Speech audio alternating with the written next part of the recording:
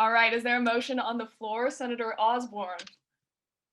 I move to open debate on the piece of legislation regarding Tibet. All right, is there a second on the floor? Second. All Second. those in favor, please raise your placard. Assuming unanimous consent, we will be opening debate on the bill regarding Tibet. Do we have a reader for today's piece of legislation? Senator Picciotto. I thank the chair. A resolution to acknowledge Tibet as an independent nation. Whereas since the 1950 annexation of Tibet by the People's Republic of China, the nation of Tibet has been held forcibly under the Chinese government's control.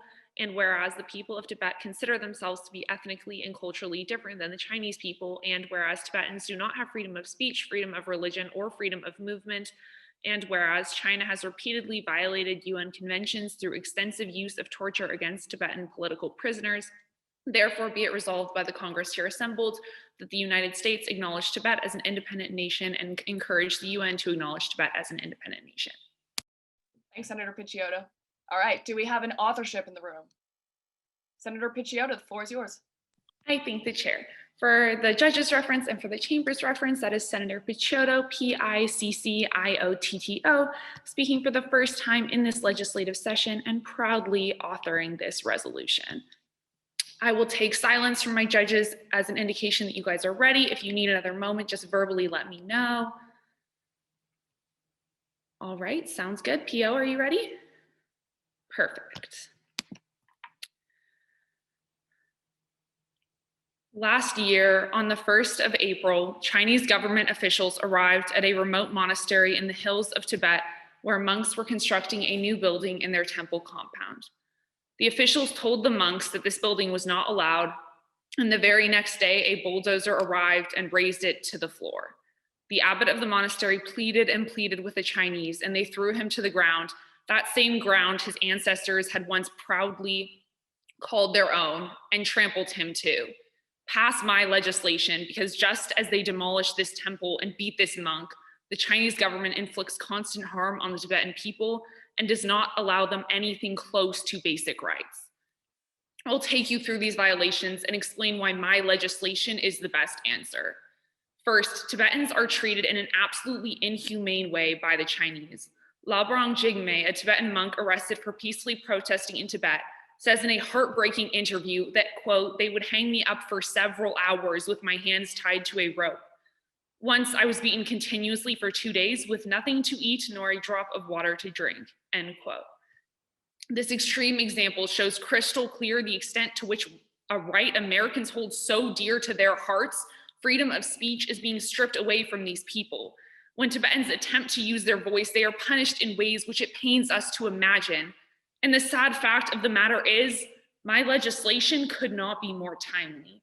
Kate Saunders writes for The Diplomat that the Chinese state has used the coronavirus pandemic to deepen its advances into the private and devotional lives of Tibetans.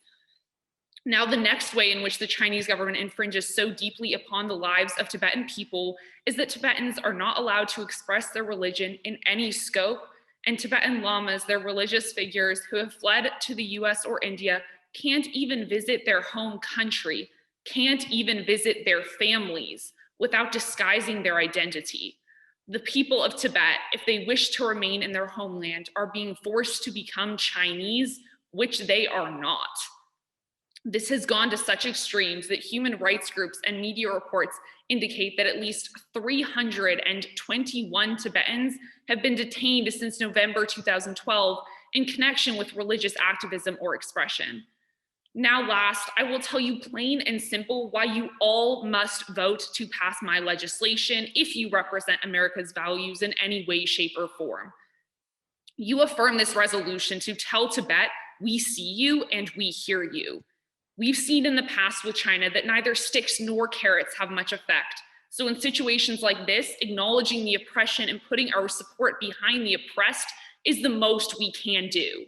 You pass today because as a senator of the United States Congress, it is always your duty to do the most you are able in issues of humanitarian rights. And passing today is doing just that. Thank you. Thanks for that speech of 3 minutes, 4 seconds. Questioners, please rise. We'll begin with Senator Pereira. Hi, Senator. Great speech. So can you please tell me what changes in the status quo if we negate today's legislation? So here's the thing, right? We're not actually changing anything by negating. We are changing something by passing, though. We are putting support behind those people that need so desperately to feel our support. Senator Osborne. How will affirming today affect the preservation of Tibetan culture? What it does is it shows the Tibetan people that the most powerful nation supports them and sees them and hears them. And that is the important message that we must send if we are able to. Senator Allen. Hi, Senator. What's more important, the US simply voicing their support for the movement or actually getting China out of the region? So here's the thing, right? This is what we have today. This is what we're doing today. And the Tibetan people have actually expressed that it really does bring them like a great deal of hope when the United States has in the past supported them like just verbally. So this is why I wrote this legislation, just to kind of symbolize to Tibet that we see them and we hear them and we plan to take further action in the future. Senator Mancini. Yes or no? Does the Central Tibetan Authority want independence or autonomy for Tibet?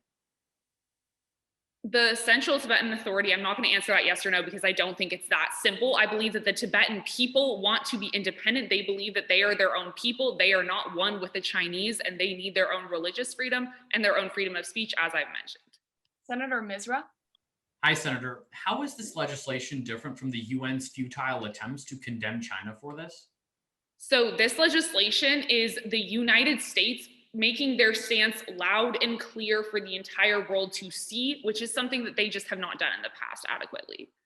Questioning time has elapsed. Thank you, Senator Picciotto. Negation speakers, please rise. Again, negation speakers, please rise. Senator Capita, we'll begin with you. All right, I thank the chair. And for the clarity of my judges and the chamber, my name is Senator Capita, C-A-P-I-T-A, speaker code 2034.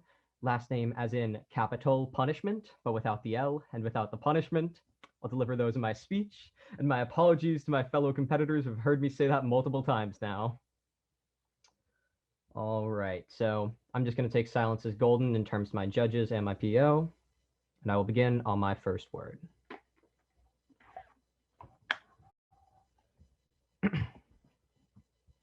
To quote infamous Slovenian philosopher Slavoj Žižek, our fascination with Tibet makes it into a mythic place upon which we project our dreams. And senators, this perfectly summarizes today's debate. Our understanding of Tibet is often clouded by our Orientalist imagination of the people, and as such, I have no clue why the affirmation is trying to solve their problem with this poor excuse for diplomatic action, despite the facts that it would worsen the lives of Tibetans, lead to mass geopolitical instability, and place us on the brink of a not-so-cold war. So seeing as I cannot bring myself to agree with any of those detriments, I urge you, negate. So seeing as no other senator has done it thus far, let's have a quick history lesson. According to an article by the Center of Research on Tibet by Melvin Goldstein, PhD, Sino-Tibetan relations can be traced back almost 1,500 years. But the contemporary conflict is rooted in the chaotic religious and political disputes of the late 17th and early 18th centuries. Fast forward through a period of tumultuous relations, and China declares sovereignty between 1950 and 1951. But in fact, their own spiritual and political leader, the 14th incarnation of the Dalai Lama, Tenzin Gyatso, has conceded time and time again that he no longer wishes for political independence for Tibet, asserting that instead he would rather other countries focus on the preservation of culture, religious, and linguistic identity. In other words, this piece of legislation completely targets the wrong aspect of Tibetan life. And speaking of, it's important to note that their government isn't even in Tibet, it's in India, meaning that this imposes even weaker of a message than the affirmation may proclaim. Now, on a more cynical but undoubtedly crucial perspective, this legislation will accomplish nothing beneficial. China has blocked all UN Security Council resolutions on Tibet since the People's Republic took over China's seat in the UN in 1971. In fact, we have no interest at all because we wouldn't even be able to help out Tibet except for nukes. All this is going to do if we pass it is inflame tensions in Nepal, India, and China, which are constantly mounting due to the fact that there's ever-increasing turmoil in the South China Sea, implicating even more countries. However, that assumes that they'd help us in the first place, which is a wholly fallacious claim. As supported by an independent article published in Taza Khabar News by Brig Arun Bajpap, because China has so much power. Unless this was an international agreement, literally no other nations are going to back us up. Simply put, senators, China is scary, and other nations are going to do whatever they can so that China doesn't target them. In other words, nothing is going to change without military intervention. And if we want to build a society where America and China are friendly, this is a massive step in the wrong direction. So if we go through with this, we're essentially begging China to push harder against Tibet and to worsen the lives of their people. Now, senators, I agree, there are issues with the status quo, but it is impossible for the affirmation to prove that this does anything but worse. Thanks for that speech of 3 minutes, 10 seconds. Questioners, please rise. We'll begin with Senator Farage. Have other countries spoken against China and their treatment of Tibetans? All right, so Senator, regardless This is a of yes whether... or no question. All right, look, I understand what you're trying to Is get me it to yes say. or no? Senator, other countries have spoken about Okay, against China. so doesn't that show that other countries are already critical and would join us if we were to take action? Senator, just because other countries have spoken against it, the fact still remains. This Right, but they're is literally nothing. denouncing No, but China. speaking Why wouldn't against they something take is the further- equivalent of nothing. We could say, Why oh, wouldn't they hopes take and further prayers, but action? that doesn't actually help the Tibetan Why people. not? Senator Mother. Hi, Senator. Going off that previous line of questioning, in general, why has China been able to commit human rights abuses without stopping over the past decade?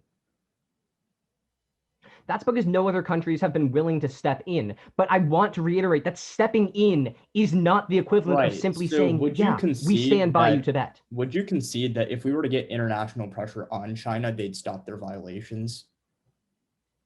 Potentially, but that's the thing. This is too much of a risk. We have no clue if this is going to create a larger conflict. So ultimately, there's no way that we Thanks, get this. Senator Capita. Questioning time is now elapsed. Affirmative speakers, please rise. Again, affirmative speakers, please rise. Senator Pereira, you have the floor. I thank the chamber and the chair. For the reference of the judges, that is Senator Pereira, spelled P-E-R-E-R-A, and my code is also 2015.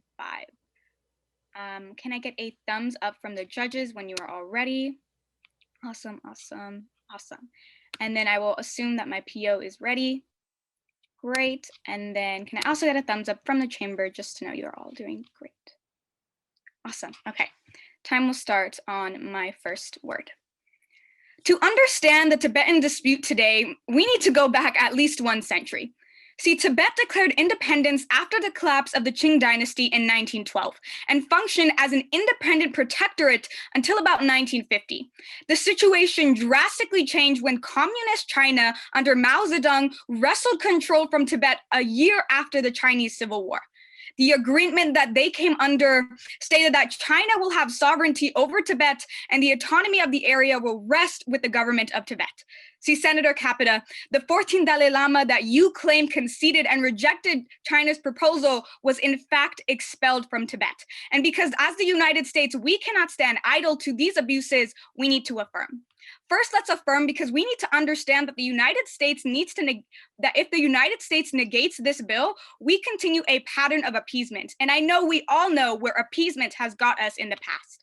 Beginning in 1959 and continuing through today, the communist Chinese government has perpetuated a genocide against Buddhist people in Tibet. In fact, the International Commission of Jurists, a human rights organization comprised of over 60 eminent lawyers and jurists, has investigated the situation and ongoing crisis in Tibet and documented in great detail what China has been able to do. Senators, let me take a moment to list some of the atrocities that the United States has sat idle to. A massive use of forced labor resulting in the deaths of thousands of Tibetans, forced sterilization of the women in Tibet, destructions of agricultural land and irrigation systems, creating widespread famine, destruction of trade and commerce, devastating the livelihoods of thousands of Tibetans, systemic religious persecution, and my list could go on. What we need to understand is that the United States has an international duty to condemn these actions, and that is exactly what we must do today. Next, we need to affirm today's legislation because if the United States recognizes Tibet as an independent nation, then the Sino-Indian border dispute between India and Tibet may finally come to an end.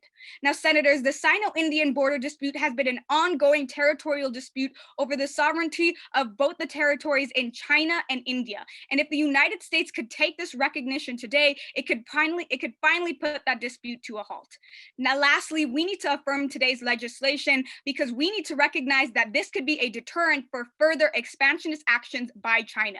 The Chinese government considers any government that recognizes Taiwan, for example, as an enemy of the nation. But this has not stopped international condemnation of China's treatment for Taiwan. So why should it stop us in this instance, Senator Capita? Let us all remember that China could not annex Taiwan since Taiwan is heavily protected by the United States government, and China knows better than to annex Taiwan. So for those reasons alone, join me on the affirmation and do your rightful duty as a senator. Thank you. Thanks for that speech of 3 minutes, 3 seconds. Questioners, please rise. We'll begin the questioning period with Senator Osborne. Hi, Senator. So what was Tibet like before Chinese rule? Well, Tibet was its own. That's the point of this bill. Right, but what was the quality of life like before Chinese rule? What is the quality of life like now? Being massively murdered, having protests? Right, but if I tell you that most Tibetan people actually prefer life under Chinese rule than what it was before, would you That stand would be on false. the That would be false, incredibly false, because widespread Tibetan Right, but if I can is prove it in my speech, would you stand on the negation? You can't prove it in your speech. But so if I could. entertain the idea. Okay, thank you. Senator Allen. Hi, Senator. So you're understandably worried about human rights. If independence movements increase pressure, why would China not crack down even harder? So okay, I understand your logic and it proves right in theory. But when we look at past instances and precedents, in particular with our movements against Taiwan, we could see that China is not going to do that. Wait, China conceded to Taiwan independence? No, but China did Okay, not. so then how is this effective? But did China increase pressure on Taiwanese people and in turn increase the militarization in the area? No. So that negation point, completely false flag. Thanks, Senator Pereira. The questioning time has elapsed. Negation speakers, please rise. Again, negation speakers, please rise. Senator Allen, the speech is yours. Thank you, Madam President. Good afternoon, everyone. For the judges in the chamber's reference, my name is Senator Allen, spelled A-L-L-I-N. Excited to be speaking for the first time in today's final session. I'll be speaking on the negation for this legislation. Since there's a lot of judges, if any of you aren't ready, please feel free to let me know.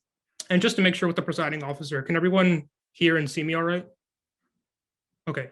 And then it's also okay if I time myself on airplane mode, right? As long as you're in airplane mode and you aren't communicating with anybody. Okay, for sure. Thank you.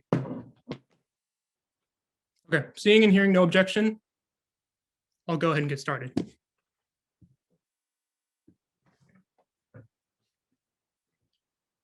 Speech after speech in this Senate, we champion ourselves as a global superpower and maybe even a global superhero. But at some point, we have to ask ourselves, is anyone even calling for our help? And by the end, will the history books read that the US was the villain in the story?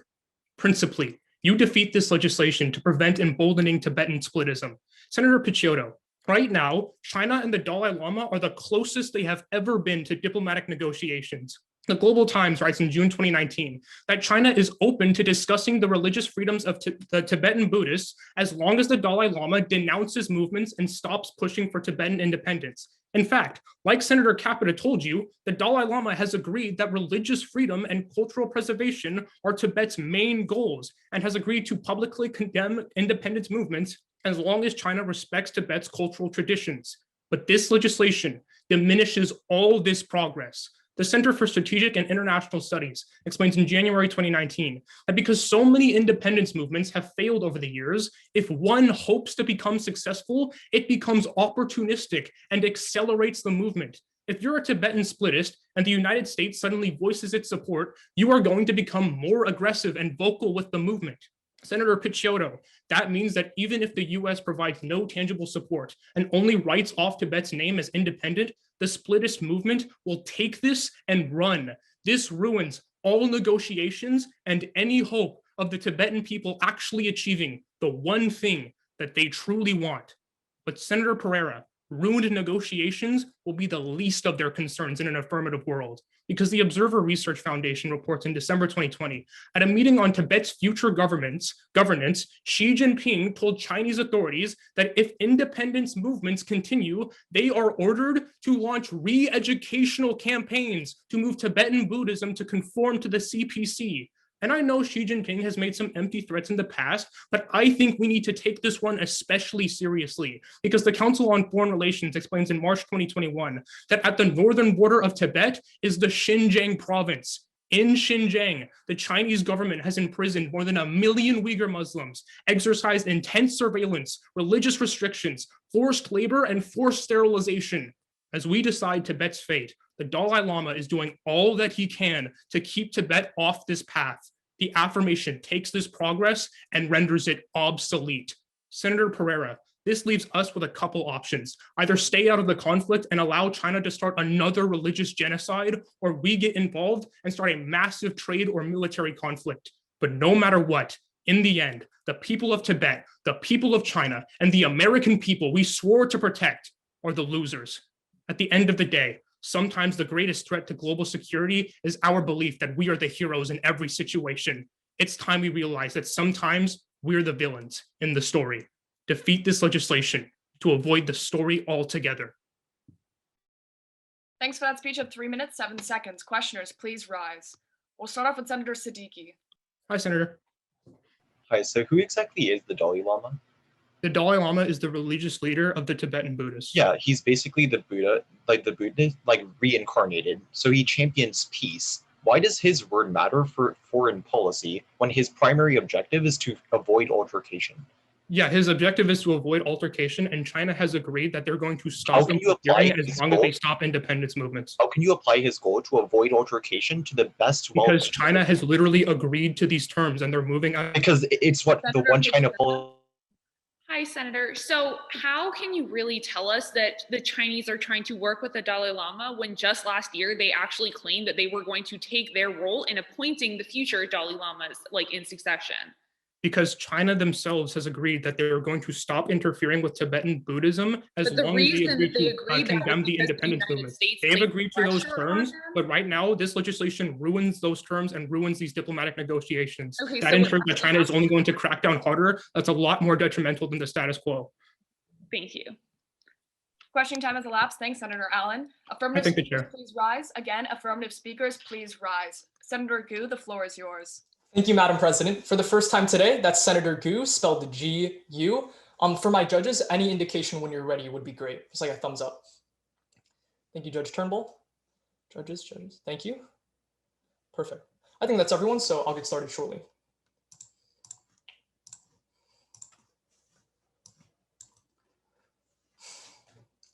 Two centuries ago, Napoleon warned, "Let China sleep.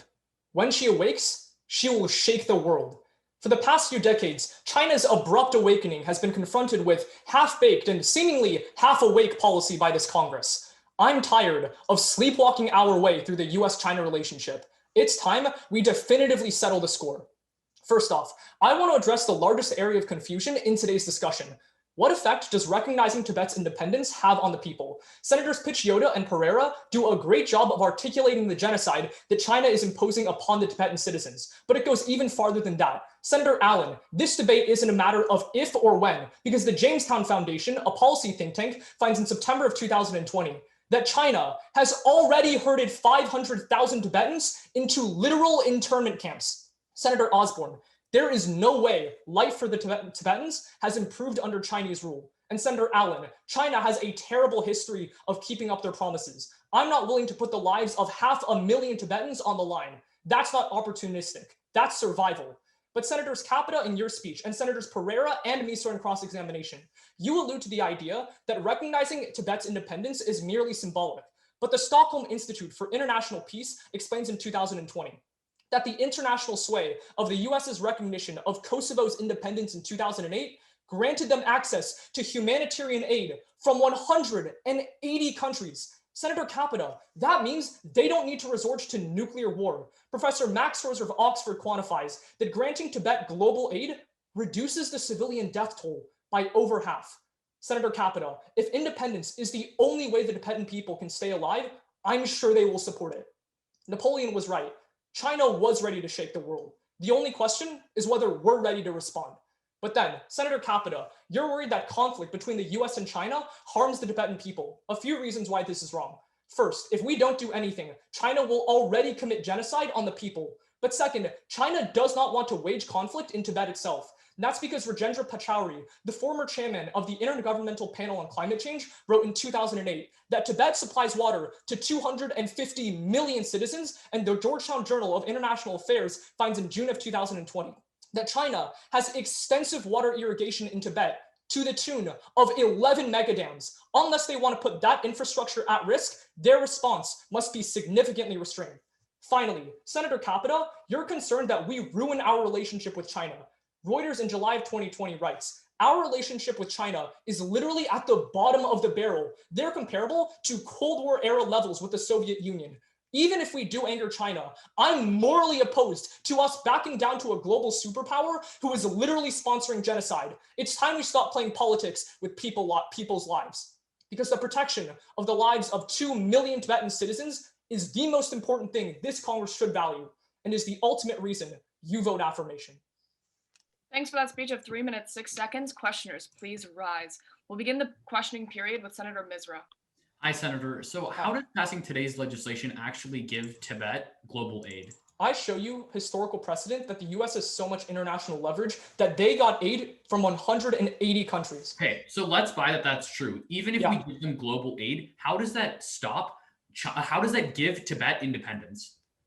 I'm not saying that independence is necessarily the outcome. I'm saying their survival literally tomorrow is the beneficial outcome. Isn't the fact that they don't have independence the reason that the Chinese genocide by Look, I'm saying that you cited a Georgetown study in your actual speech. I was wondering if you're aware of the fact that the author of that study wrote that Tibet has as much historical basis for existing as Texas. Okay.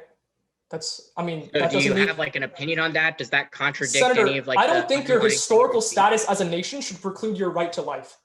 But shouldn't we recognize areas that actually have a right to exist and have historically existed anyway? You just admitted they have a right to exist. Right now, they're literally being imposed genocide. I'm not upon them. disputing Tibet's. Thanks, Senator Gu and Senator Mancini. The questioning time has elapsed. Negation speakers, Point please. of order. Uh-huh. We're not allowed to access internet for research, right? No. Individuals So are not Senator allowed to- Mancini's concern about that article, like, doesn't Yeah, that so violate? the issue with that is I have it right here in my speech. If you think Yeah. I'm cheating, I have it right Okay, here. I was just so curious. that Thank is you. thing. as POs, we're not allowed to verbally call out an individual for using internet unless it regards to the timestamp. So if they said an article posted 30 minutes ago and we're 2 hours into the round, that's clearly cheating. But for this case, like I have no way of verifying whether or not that was use of internet access, or in Senator Mancini's case, he had the article printed out and he knows everything about every author and every Georgetown article. Like that's just how it Thank turns you out. for clarifying that. Yeah, of course. Negation speakers, please rise. Again, negation speakers, please rise. Senator Siddiqui, you have the floor. I thank the chair. That is Senator Siddiqui, spelled Siddiqui. Can I just get a verbal indication from my judges if anybody is not ready for me to begin? I see the thumbs up. Thank you.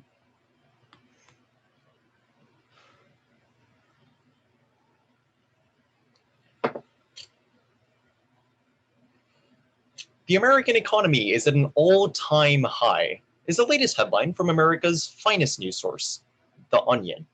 Now, it seems as though Senator Picciotto and the rest of the affirmative have forgotten The Onion is a satire news site because they've completely overlooked the fact that our economy is in downfall due to COVID. You fail to protect it and our most vulnerable. Principally, fail because China will retaliate, because we have precedent of this happening every single time we go against their will. Reuters in June of 2020 finds after Trump publicly supported Hong Kong's autonomy from China and denounced the One China policy, Chinese importers immediately canceled 20,000 tons of American pork shipments. So if a tiny statement regarding Hong Kong, a city less important to China than the entire region of Tibet, could cause massive shifts in trade, this legislation will inevitably cause a trade war like none seen before. But why is that escalation so dangerous now of all times? COVID, the Agricultural Policy Review, found domestic meat production has declined 2 to 3% across the board in the past year alone. And those declines aren't just unique to our meat production. Our agricultural supply chain is in free fall. So, When we antagonize China, we leave ourselves in a situation where they cut off our imports while we're struggling with production. So let's talk a little bit of economics. That limited supply of agriculture goods means the cost of these basic necessities skyrockets in a time in which our constituents cannot afford this to happen because there's simply less food to go around. Don't make Americans go to the grocery store and choose between their bread and their butter. Fail to let everyday Americans afford everyday necessities. But let's move out of the theoretical and quantify how many people are struggling with food in the status quo. The Center on Budget and Policy Priorities in April of 2021 found 18 million adults, aka 9% of all adults in this country, reported that their households often didn't have enough to eat in the past 7 days. Senator Picciotto talked a lot about the atrocities that the people of Tibet are facing, but I'd like to cut off that line of reasoning before it infects the remainder of this debate. The affirmative's job isn't to tell you Tibet would benefit from American recognition. They need to prove why recognizing them now is the best solution rather than just a couple years later when we can actually afford to face the blow of Chinese retaliation. I quantified over 18 million Americans who can't afford food if we pass. Until the AF can quantify more Americans helped than that, the negation wins this debate. I think everyone on this call can agree Tibet is facing unjust treatment, but value tens of millions of our own constituents whose stomachs would bloat with hunger and growl at this Congress's negligence if we pass. Senator Pereira and Gu, you talk about how our symbolic actions can magically revolutionize China's overreach. But I ask you, who do we leave behind? Thanks for that speech of 3 minutes, 5 seconds. Questioners, please rise. We'll begin the questioning period with Senator Hassan Ali. Hi. Senator, so if the problem is food insecurity in the US as a result of the pandemic, what's preventing us from passing legislation specific to that, as well as passing this legislation? You can't pass legislation to materialize food into our country. When China cuts off our imports, we don't have food to begin with to pass legislation about. How is passing pandemic relief mutually exclusive to passing this legislation? Once again, you can't materialize food out of thin air if China cuts off our supply to food in the first place. But if we pass further legislation, we could... Legislation can't materialize food. Senator Gu. I'm still a little bit confused why China is going to retaliate by starting the trade war again. Can you clarify? Yeah, because under the One China policy, they want Tibet as part of their sovereignty. Once we recognize Tibet as independent, China's like, hey, why is the US doing this? And they retaliate. That's fine. We've literally had like soldiers stationed in Taiwan. That's a blatant violation of the One China policy. Why haven't they just like blown up relations? So, but we've never recognized Taiwan as independent. You don't think having soldiers like 10 miles away from the Chinese coast we have soldiers in Iran. Iran's never like declared. Because Iran isn't part of the One China policy. Thanks, Senator Siddiqui. The questioning time has elapsed. Affirmative speakers, please rise. Again, affirmative speakers, please rise. Senator Capelloni, the floor is yours. I thank the chair. For the judge's reference, my name is Senator Capelloni, speaking for the very first time in today's debate. Judges, just a quick smile or nod when you're ready and I'll begin.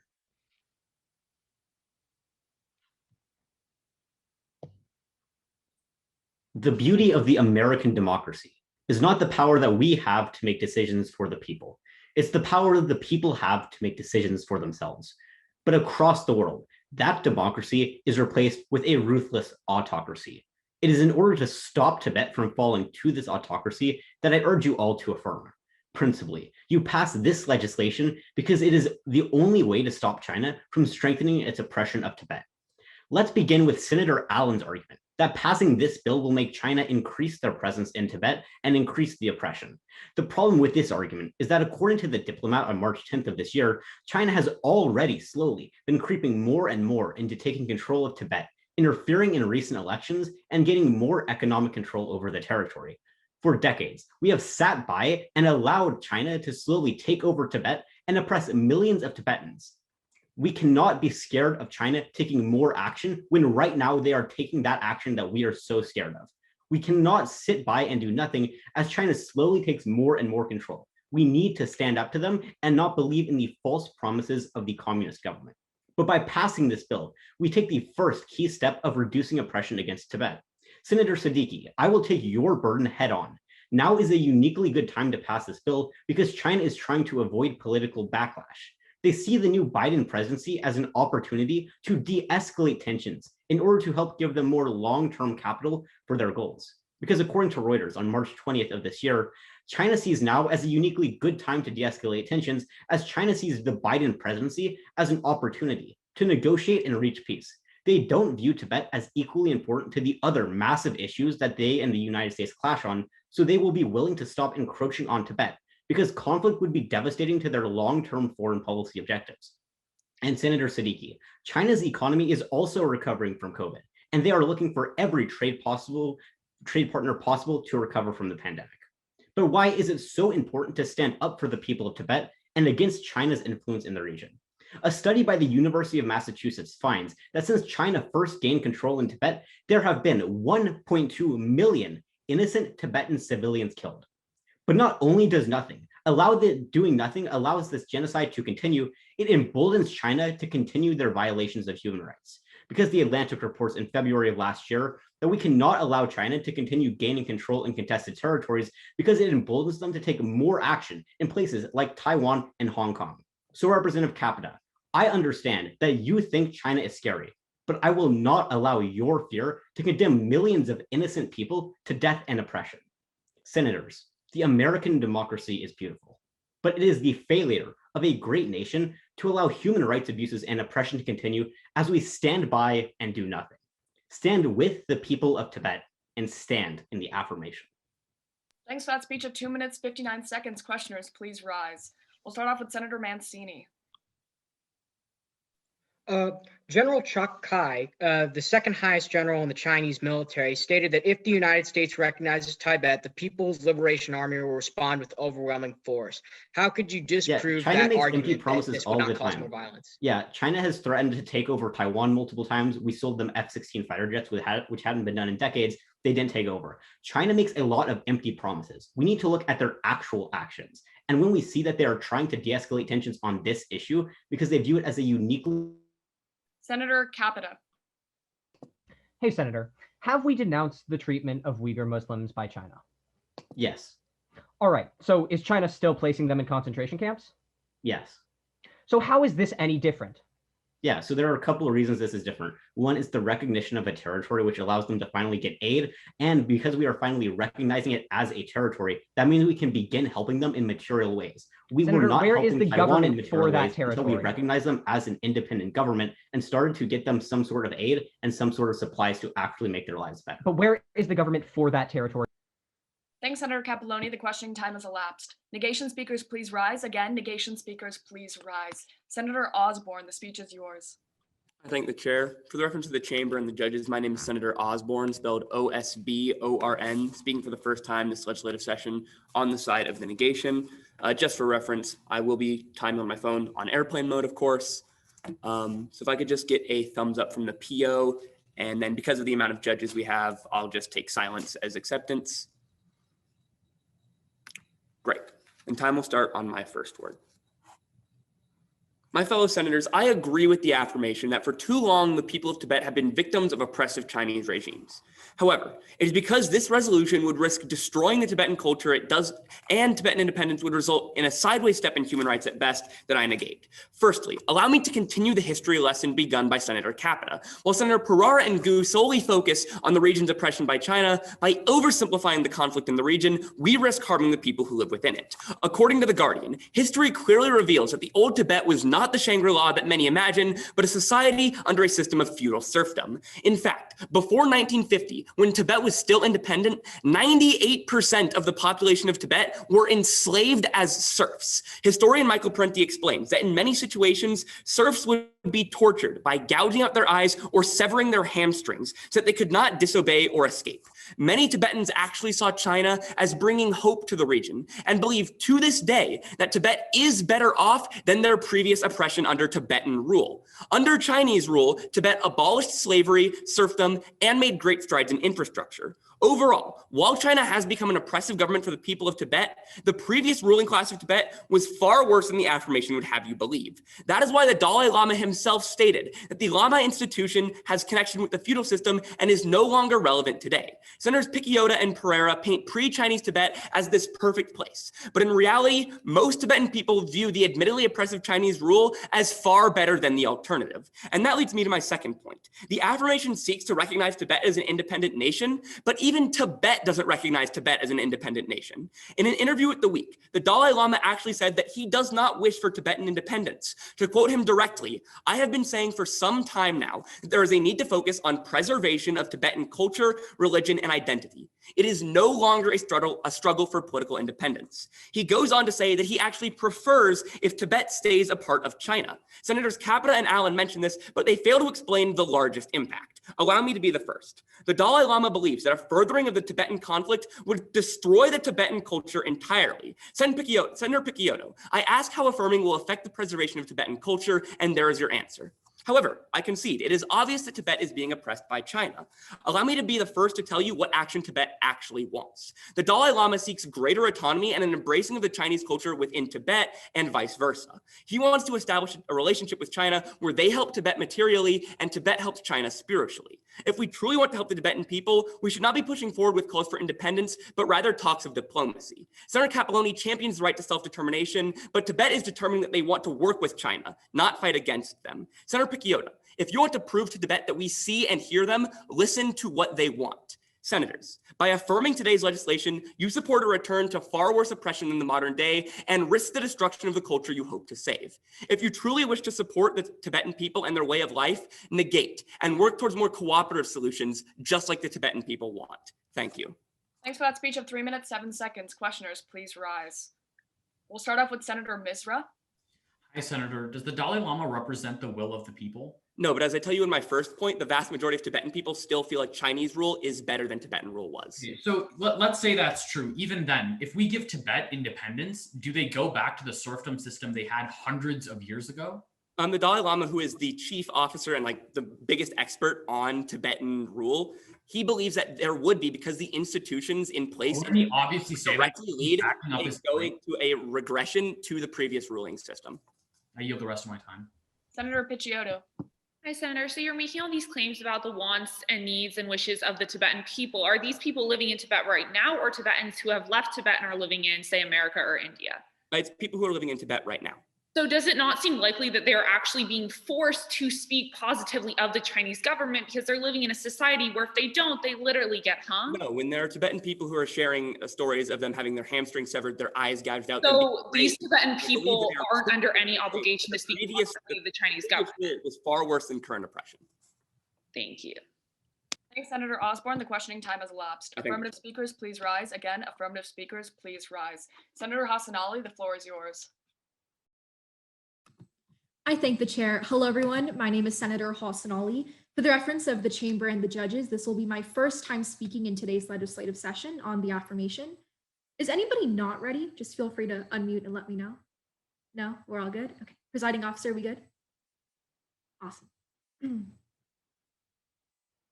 The Washington Post's motto is "Democracy dies in darkness." I disagree. I say democracy dies when this Congress fails legislation that does not uphold it. Democracy dies when this Congress dissolves into their complacency and allows the unacceptable acts of human rights violations to continue. And it is on that contention that we will be casting an affirmative ballot. Now, this debate has become a little confusing. Let's actually address what's happening in the status quo. The number one reason to pass this resolution is to take a stand against the disgusting and unacceptable human rights violations occurring by the Chinese government. Just as Senator Picciota told us, the Taiwan News tells us in September of 2019 that China is pushing growing numbers of Tibetan rural laborers off land into recently built military-style training camps. But Senator Allen, the Chinese government isn't just threatening to make religious transitions. They're actually already doing them, because this is now the strongest, most clear attack on traditional Tibetan livelihoods that we have seen since the Cultural Revolution. That is why you affirm, senators. Because regardless of whether you stand on the affirmation or negation, we as the United States of America cannot continue to sit back and watch while these people are continuously being repressed. The United States has a reputation of stepping in when it's too late. Let's not make that mistake. Let's affirm. But secondly, Senator Capita and Senator Allen are incredibly afraid of upsetting China. That's going to end right here. Let's look at what that fear has done. Especially when the US did not recognize Dalai Lama's government in exile, it facilitated, in the words of late Representative Tom Lantos, the bloodbath that followed. More than 1 million Tibetans were murdered. 6,000 of their monasteries were burned. Their language was shunned and important manuscripts were destroyed. Now, I specifically want to address Senator Siddiqui's point, who talks about Chinese deteriorating our trade and manufacturing relations. Here's why that's inherently false. Senator Gu literally told us that our current relations are comparable to ours with the USSR during the Cold War.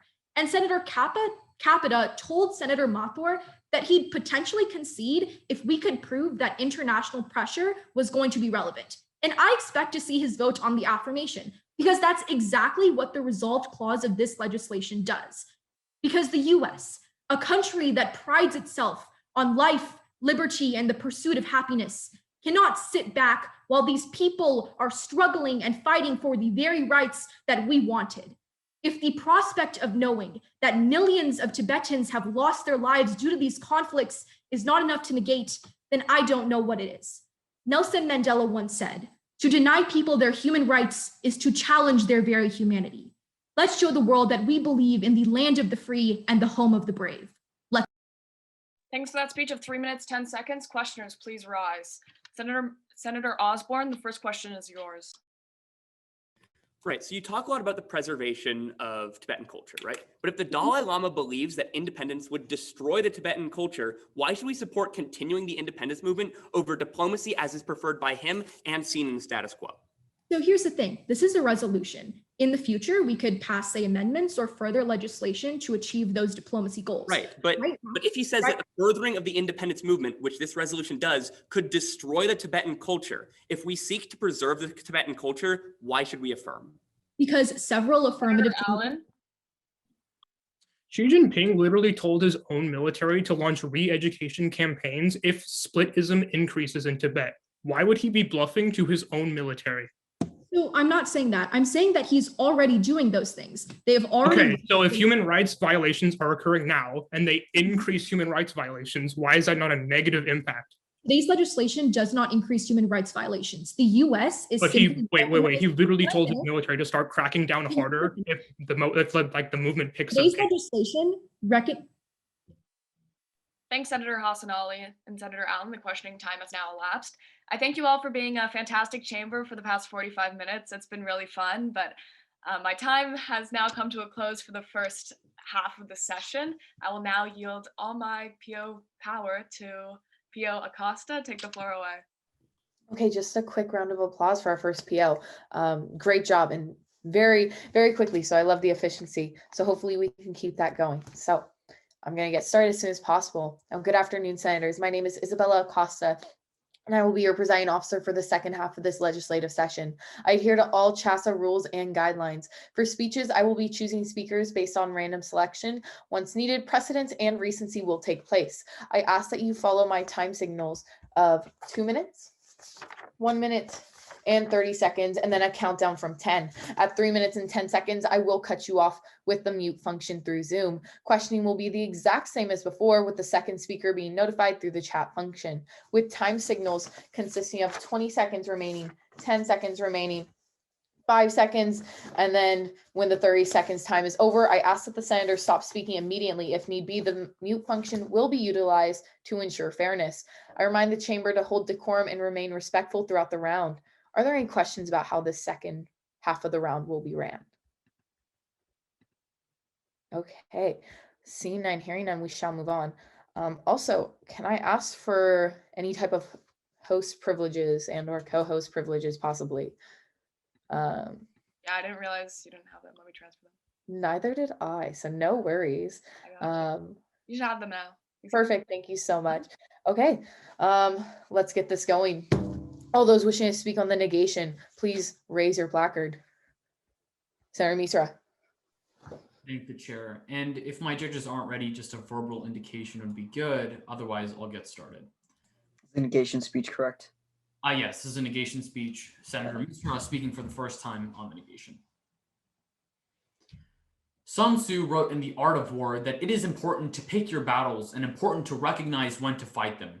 Had Napoleon, for example, followed such advice and launched his invasion of Russia in the summer, perhaps he would have been more successful. Senators, I have great compassion for the situation in Tibet, but contrary to Senator Picciotto's claims, the legislation comes both at the wrong time and goes about the problem in the incorrect manner. For this reason, we must negate. First, let's understand that by passing today's legislation, we simply write words on a piece of paper. We take no action to back up these words. I want to actually distance myself from Senator Osborne and agree with Senator Gu, because Tibet should have independence. Like Senator Gu says, the Chinese government's actions in Tibet have been reprehensible. The sovereignty of Tibet has been routinely infringed upon, and this goes against international norms. The question, however, is how does today's legislation meaningfully impact the people of Tibet, the people of China, and the people of the United States? The whole in the affirmative's case is that China is one of the permanent members of the Security Council, giving them the power to veto any resolution proposed in the UN. Senator Gu, this is what you don't consider. The University of Southern California mentioned since in 1950, the UN has condemned the Chinese invasion of Tibet numerous times and has advocated for taking action there, but every time their resolution gets vetoed because China is a permanent member of the Security Council. And very honestly, the amount of attention that China would pay to American pressure is next to none. Imagine if the roles were switched here, like Senator Mancini touches on. Very recently, for example, fringe groups in Texas said they wanted to secede from the United States. If today, China said they recognize Texas as an independent nation, let's be honest, senators, we would pay them no mind, and our actions wouldn't change in the slightest. Senator Farage, to address your question to Senator Capita, every country in the world could write words on paper and nothing would change. And Senator Pereira, if China doesn't care, the border you talk about remains unchanged. But second, this is the worst time to pass this resolution and add tensions in our relationship with China. Senator Siddiqui explains this, but allow me to expand. The Council on Foreign Relations notes that tensions between the US and China are currently at an all-time high. And Professor Gerard Rowland notes that the trade war that began in the middle of the Trump administration harmed both economies. This is especially important now, with both economies being rather weak because of the pandemic. Speaking of which, COVID-19 originating in Wuhan, China, with the Chinese Communist Party covering it up for much of December and January of last year and failing to notify the World Health Organization, led to an unprecedented increase in tensions between the United States and China. Now, furthermore, the Asian hate crimes that have been going on in our country for this last year, which no senator has touched on, every senator has ignored this, has also increased tensions between the US and China, with China pointing to the United States as being racist. We can concretely see how these tensions blew up at the Alaska summit, where both representatives left the summit because of utter frustration. We should be aiming to de-escalate tensions with China and aiming to help the people of Tibet. The resolution in front of us today does neither and adds fuel to the fire. That's why we negate. Thank you, Senator, for that speech of 3 minutes and 7 seconds. All those with questions, please raise your placard. Senator Gu. Even if Tibet doesn't gain full independence, why shouldn't the people have the aid to survive? I'm saying that Tibet gets no independence with this resolution, and in fact, Right, but the most immediate need right now is their ability to literally survive the genocide that's going on. Why should we prevent that? Global aid isn't exclusive to this resolution. You want to give global aid to Tibet? Great. I'm just saying, don't. So we want to wait around and wait for the international body to decide and stuff, and in the meantime, we let Tibetan people suffer? It doesn't actually directly give them global aid. I've literally shown you historical precedent that US... This doesn't have any actual tangible change. Why? It did in 2000. Senator Capiloni. So bouncing off that last line of questioning, we've seen millions of innocent Tibetans being killed by the Chinese government right now. Why should we sit by and do nothing about it? I'm not saying we should do nothing, but what I'm saying is by passing today's resolution, we are doing nothing. Because just by saying that we recognize Tibet as an independent nation doesn't incentivize China to change their behavior in any way. Senator, hasn't the starting point for all of our aid efforts been recognizing it as a country and recognizing it as a problem? Yes, but what I'm arguing is that by recognizing them as a separate nation, that's not exclusive to passing aid. Thank Thank you, Senator. That is the end of the questioning period. Seeing as that is the end of a negation speech, all those wishing to speak on the affirmation, please raise your placard. Senator Gorin, you have the floor. I thank the chair for the judge's reference. My name is Senator Gorin, spelled Gorin, and I'm finally speaking for the first time in this session in the affirmation. When everyone's ready, can I please get a smile, nod, or some indication, preferably a smile? Lovely. A Tibetan proverb states, "Luck that lasts is always suspect," and it seems that the limited luck within Tibet has been falling short. It's time this Congress affirm to prioritize action for over luck for results. First, passing today's legislation curtails China's hegemony. That's because we finally take a stance against China's growing power as an international bully and uphold human rights. The Diplomat reports on May 24th of 2019 that U.S. support to Tibet runs much deeper than our relationship to China to upholding human rights, because China continues to escalate abuses towards cyber surveillance and extrajudicial killings. Senator Osborne, human rights abuses does not make life any better. Senator Misra, there is no wrong time to stand up for the right thing. To the point at which China has taken a deliberate stance against human rights of Tibetans, we must stand against China and garner multilateral support in favor of independence. Senator Capita, we cannot allow China to reign fiercely any further. In cross-examination, you concede that someone needs to step in. That's why you affirm, so we can. Senator Alan Siddiqui and Misra, remaining complacent in fear of sanctions is only going to enable the situation to continue to escalate. Senator Massini, they have the right to independence because Professor Watt from Princeton University and the Tibet Post corroborate on June 12th of 2019 that from a legal standpoint, Tibet never lost its statehood. It is an independent state under illegal occupation of China, whose sole claim rests on alleged subjugations in the 13th century. Yet China has never claimed to acquire Tibet through conquest. Today's legislation enables us to take a stance for independence. Professor Harkness from Case Western Reserve University explains in May of 2016 that after exiling the Dalai Lama, China forced Tibet to sign the 17-point agreement reasserting China's power. But there is an increased pressure from Tibetans to regain their own independence because these initial propositions of greater development only brought human rights abuses. What exactly happens when you pass? We reaffirm Tibet's legal position by recognizing their independence and encourage more countries within the UN to do the same. Senator Aline, this is the first step towards removing China, and Senator Siddiqui fears retaliation. But Bloomberg Institute reports on March 31st of 2021 that each time China retaliates with sanctions against the US for us taking a stance for human rights, that only further unifies the West and garners bolstering global support. So Senator Misra, whenever we have veto power compared to global support always outweighs because multilateral sanctions always work.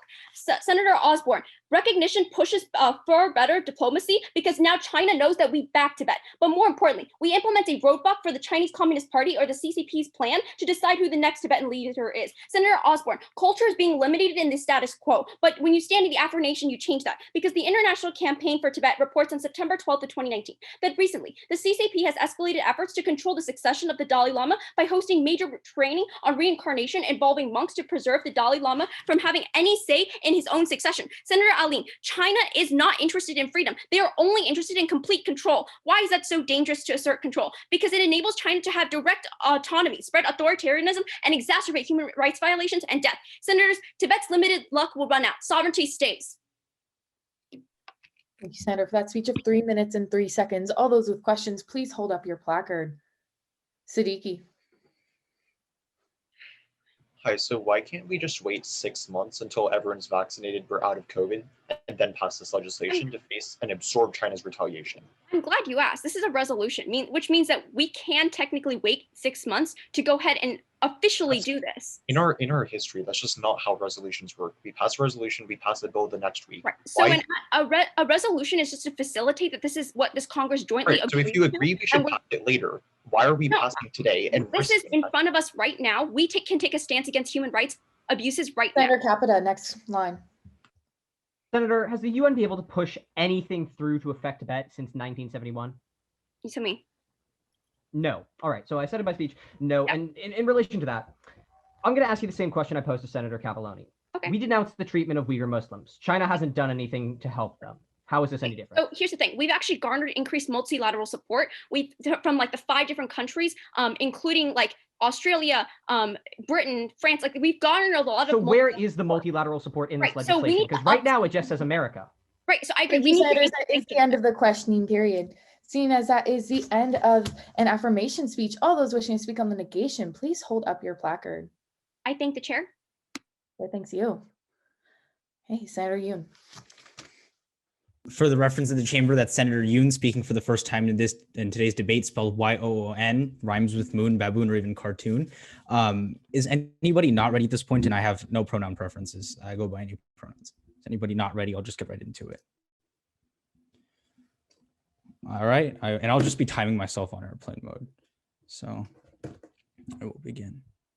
My grandmother was born in Tibet during its period of independence, and she always liked to tell me a proverb often cited in Tibetan lore. Chen li jia sheng, ri ye zhu jia. Cling not to past experiences, for they are ever changing. I hope this Congress takes that to heart and realizes that the chance to recognize Tibet is an experience lost 50 years in the past. As much as I believe in the right to self-determination, there comes a time when it's just too late, when virtue signaling does too much harm to the people in Tibet, that you stand with me and fail. Now, I want to distance myself from the rest of the negation so far. I disagree with Senators Allen, Siddiqui, Capita, and especially Osborne on my side that China has the best interests of Tibetans in the status quo. Still fail today for one key reason: to avoid compounding every issue that the affirmation talks about. Let me crystallize every affirmative argument and show you how that directly gets worse by passing, because the only world worse than the one we're in right now is the one that occurs when you pass. First, Senators Pichoto, Hassanali, and Pereira talked about human rights violations in the status quo. Let me put this to sleep once and for all and tell you how you see worse human rights bypassing. Turn to the Brookings Institute in June 2019 that explains every time that the US has threatened Chinese geopolitical interests, what China does is hunker down. Let me simplify. They further, the reason why China wants Tibet so badly is twofold. One, because they want their natural resources, and two, military interests. That's why China will do whatever it takes to maintain control, even if that involves violating human rights.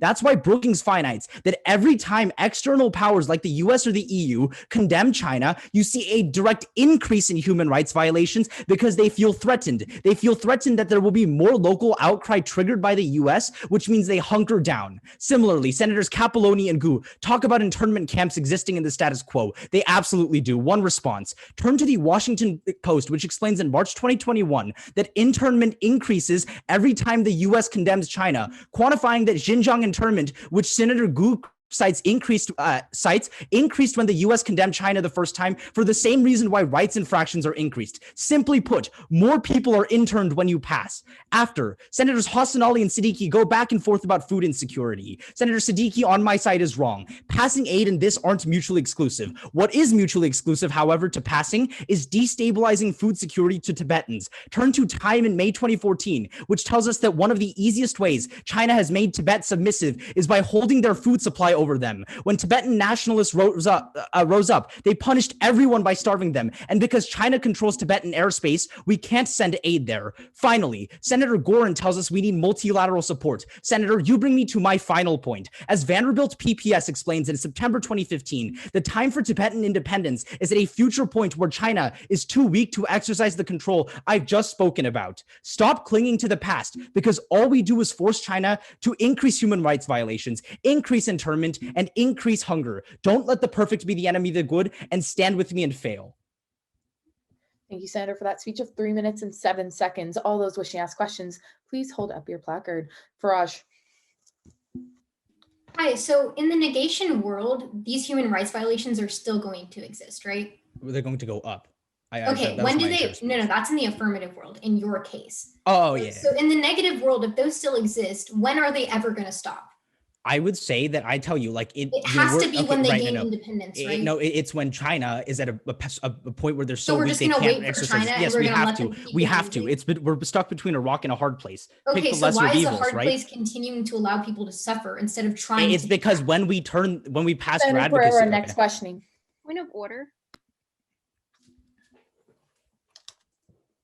I'm sorry, what was it? Point of order. I believe I have, was it recency for question? Because I haven't had a chance to ask a single question. Okay. So as far as recency, it's technically not like a set recency. I apologize for missing you on that. Normally we just try to keep it equal, so I apologize. I know I saw Pereira didn't have questioning as well. Okay, so we're going to continue with the line of questioning. I apologize, Senator Gorin, but Senator Pereira. Thank you, and I apologize for that, Senator Gorin. Hi, Senator. So can you please explain to me historically where appeasement has gotten the United States in the past? I would say appeasement is what won the United States World War II. You would say it's what won the United States World War II, not resulted in millions of more No, lives. we waited until the right point to get involved, and then we got involved, right? I No, think we waited that's like, until the United States was attacked, and then we got involved. okay, so like anyway, like historical examples don't apply to a current Tibet in Yes, 2021. it Like does, that's because it non-analogous. establishes precedent, and what we need Okay, to do is doesn't matter because keep human moving. rights Senator, violations that is increase. the end of the questioning period. And seeing as that is the end of a negation speech, we are moving to affirmation. Hold up the placards. Senator Faraj, you have the floor based off of random selection. I think the chair for the judges referenced that Senator Faraj. It's spelled F-A-R-A-J. My code is 2013. Please let me know if you're not ready. Otherwise, I'm going to begin shortly. All right.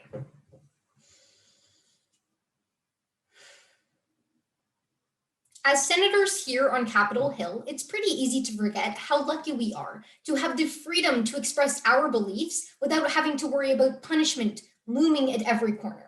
But it is clear that Tibetans are not so lucky. It's time we finally stand up for the ideals that we preach and pass this legislation. Primarily, I want to address the biggest question inside today's round, asked by Senators Allen, Capita, and Misra. How does this legislation actually allow Tibetans to gain independence? It provides leadership to elicit a global response for Tibetan independence. An October 2020 article by Edith Lederer of the Associated Press explains that nearly 40 nations, including much of Europe, have come forward criticizing China for their treatment of ethnic minorities inside Tibet, with many urging China to end these practices. Senator Misra, we already have a coalition that is ready and prepared to take action against China. And I actually disagree with Senator Gorin on my side. We don't have to go through the UN. When we affirm, we step forward as a global leader, encouraging the rest of the international community to follow suit. Senator Capita, Osborne, and Allen, we need to be realistic. Tibetans are never going to be able to gain true religious and cultural freedom with the constant threat of Chinese crackdowns looming over their heads. If any of you care about preserving Tibetan culture, you have to affirm. But this even solves for Senator Capita, Siddiqui, Yoon, and Misra's concerns about China's retaliation, because China has a much harder time retaliating when it's against an international front. But even if you don't buy that, let's look at the definitive proof. A December 2018 article by Philip Wen of Reuters explains that following the US passage of a law that seeks to promote access to Tibet for US diplomats and other officials, China denounced us. But despite their denouncement and their threats, China took no further action. Senators, China's threats are nothing but empty rhetoric and a poor attempt to get us to bend to their will. But finally, we've spent this entire round zoomed into a debate about Tibetans only. Let's look at the bigger picture, because it's not just about human rights. It's about the right to life for billions of people. Senator Yoon tells us that China wants to exploit Tibet's natural resources, but that's actually a reason to affirm, because this legislation preserves access to the water supply for billions of people. A May 2016 article by Eleanor Albert of the Council on Foreign Relations tells us that the Tibetan Plateau is home to the Himalayan mountains, where glacier melt and mountain springs provide water to more than 1.35 billion people across Asia, around 1/5 of the entire world population. China literally has the upper hand right now and can block the flow of water downstream. So Senators Siddiqui and Yoon, unless we can bring this coalition forward, we never are going to protect these people. Don't let their blood be on our hands. We have to affirm. Thank you, Senator, for that speech of 3 minutes and 1 second. All those wishing to ask questions, please raise your placard. Senator Yoon. Hi. Hello. 26 countries right now threaten China about Xinjiang like 4 months ago, which is a situation literally parallel to this. Internment increase there. How does your advocacy, which is the same thing, solve for that when it didn't 3 months ago? Here's the thing. You advocate that we just be complacent with this and allow it to Yes, continue. I do, because the net. I argue that even if Can you let me finish? Even Sure. if these violations will increase in the short term, that's better than You letting don't them have long-term happen for solvency though. generations to You come. didn't prove any long-term solvency though, right? No, we do have solvency because the international community has already denounced Right. them We just and they're proved already to you ready that for action. Xinjiang increased and there's no chance for solvency there. No, there is transfer solvency there. Well, That's a completely separate issue. You're though. just saying that though. I've It's showed also you a the higher proof. scale issue rather Senator than Mancini.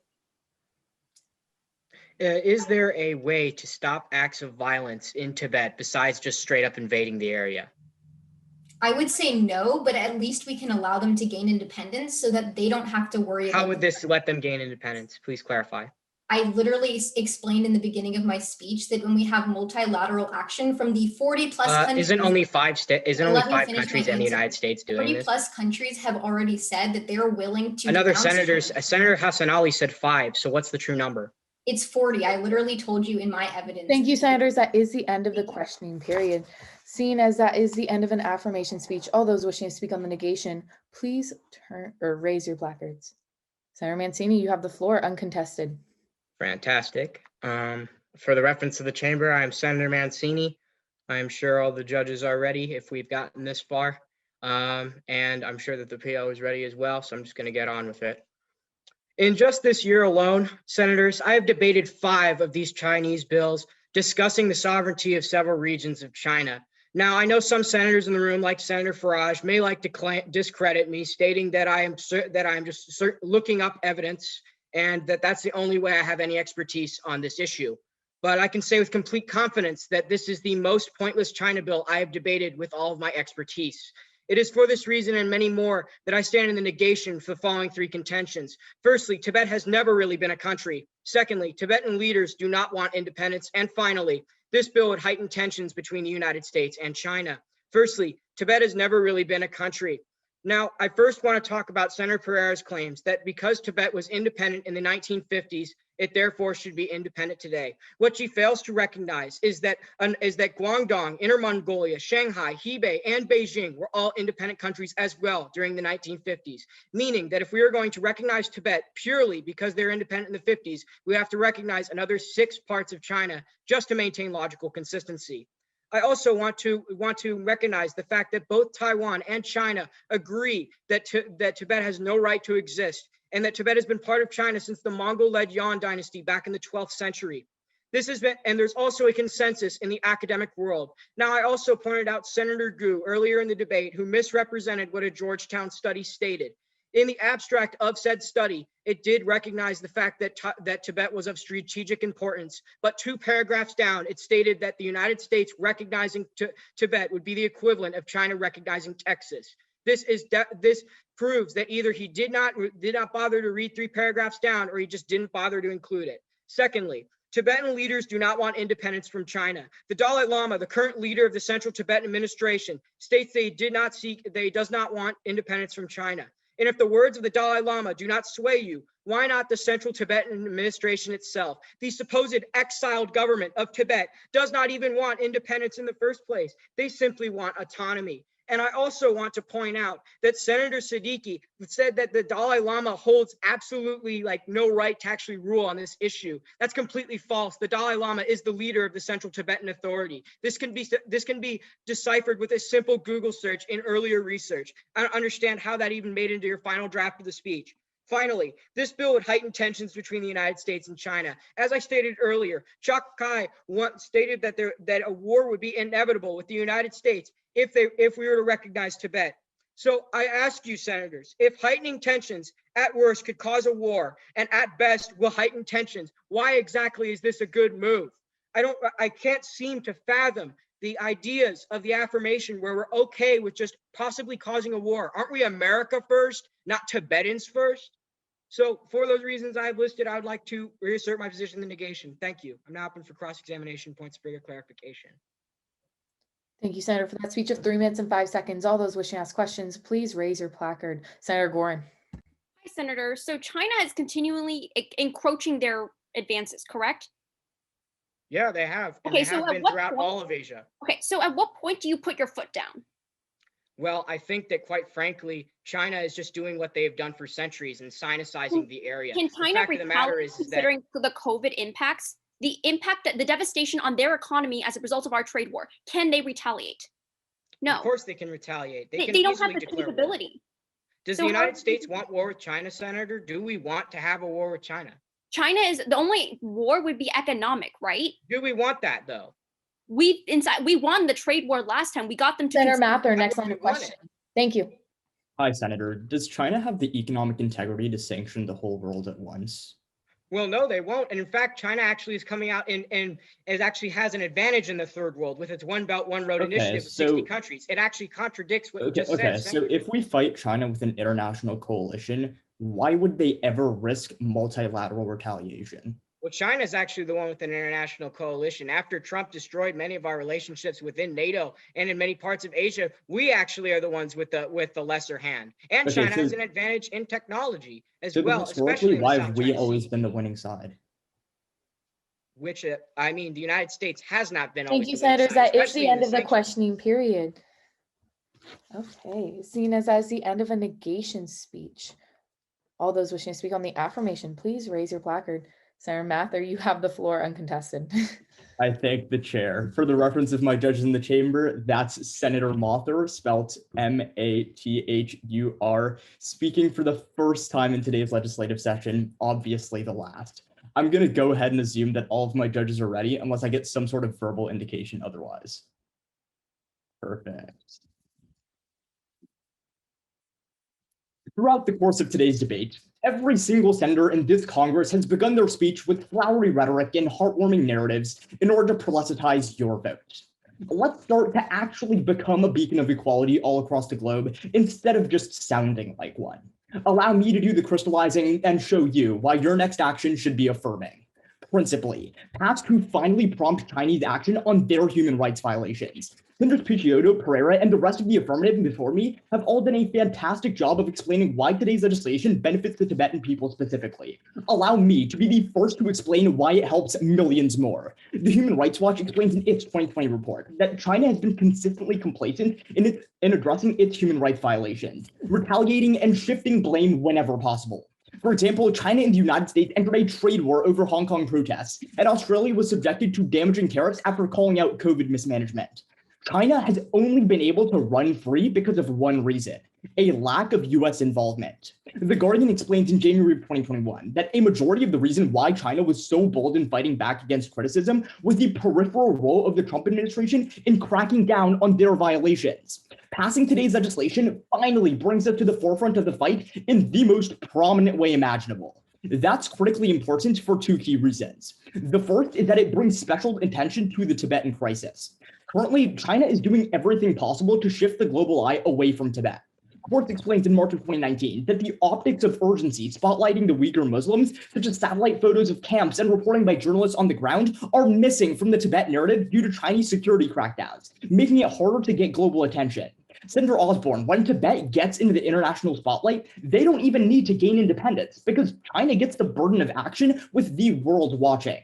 But second, it results in effective international pressure. In cross-examination with me at the beginning of today's round, Senator Capita himself claimed that he would concede if the affirmative could prove international involvement. Now, Senator Broad starts to prove this in the instance of Tibet, but let me show you why it applies across the board. The Guardian continues to explain that when the US joins the international fight against human rights violations, the world rallies behind us. For example, when the US passed decisive legislation targeting China's abuses in Hong Kong, the UK, Australia, Canada, and New Zealand all followed suit, tearing up extradition treaties, fueling Chinese oppression. Senator Capita, this pressure led to pivotal concessions, including a confirmation on the number of Uyghur Muslims detained in re-education camps, which had remained under lock and key for years. Senator Yoon, that's undeniable proof that China doesn't hunker down with international pressure. They open up.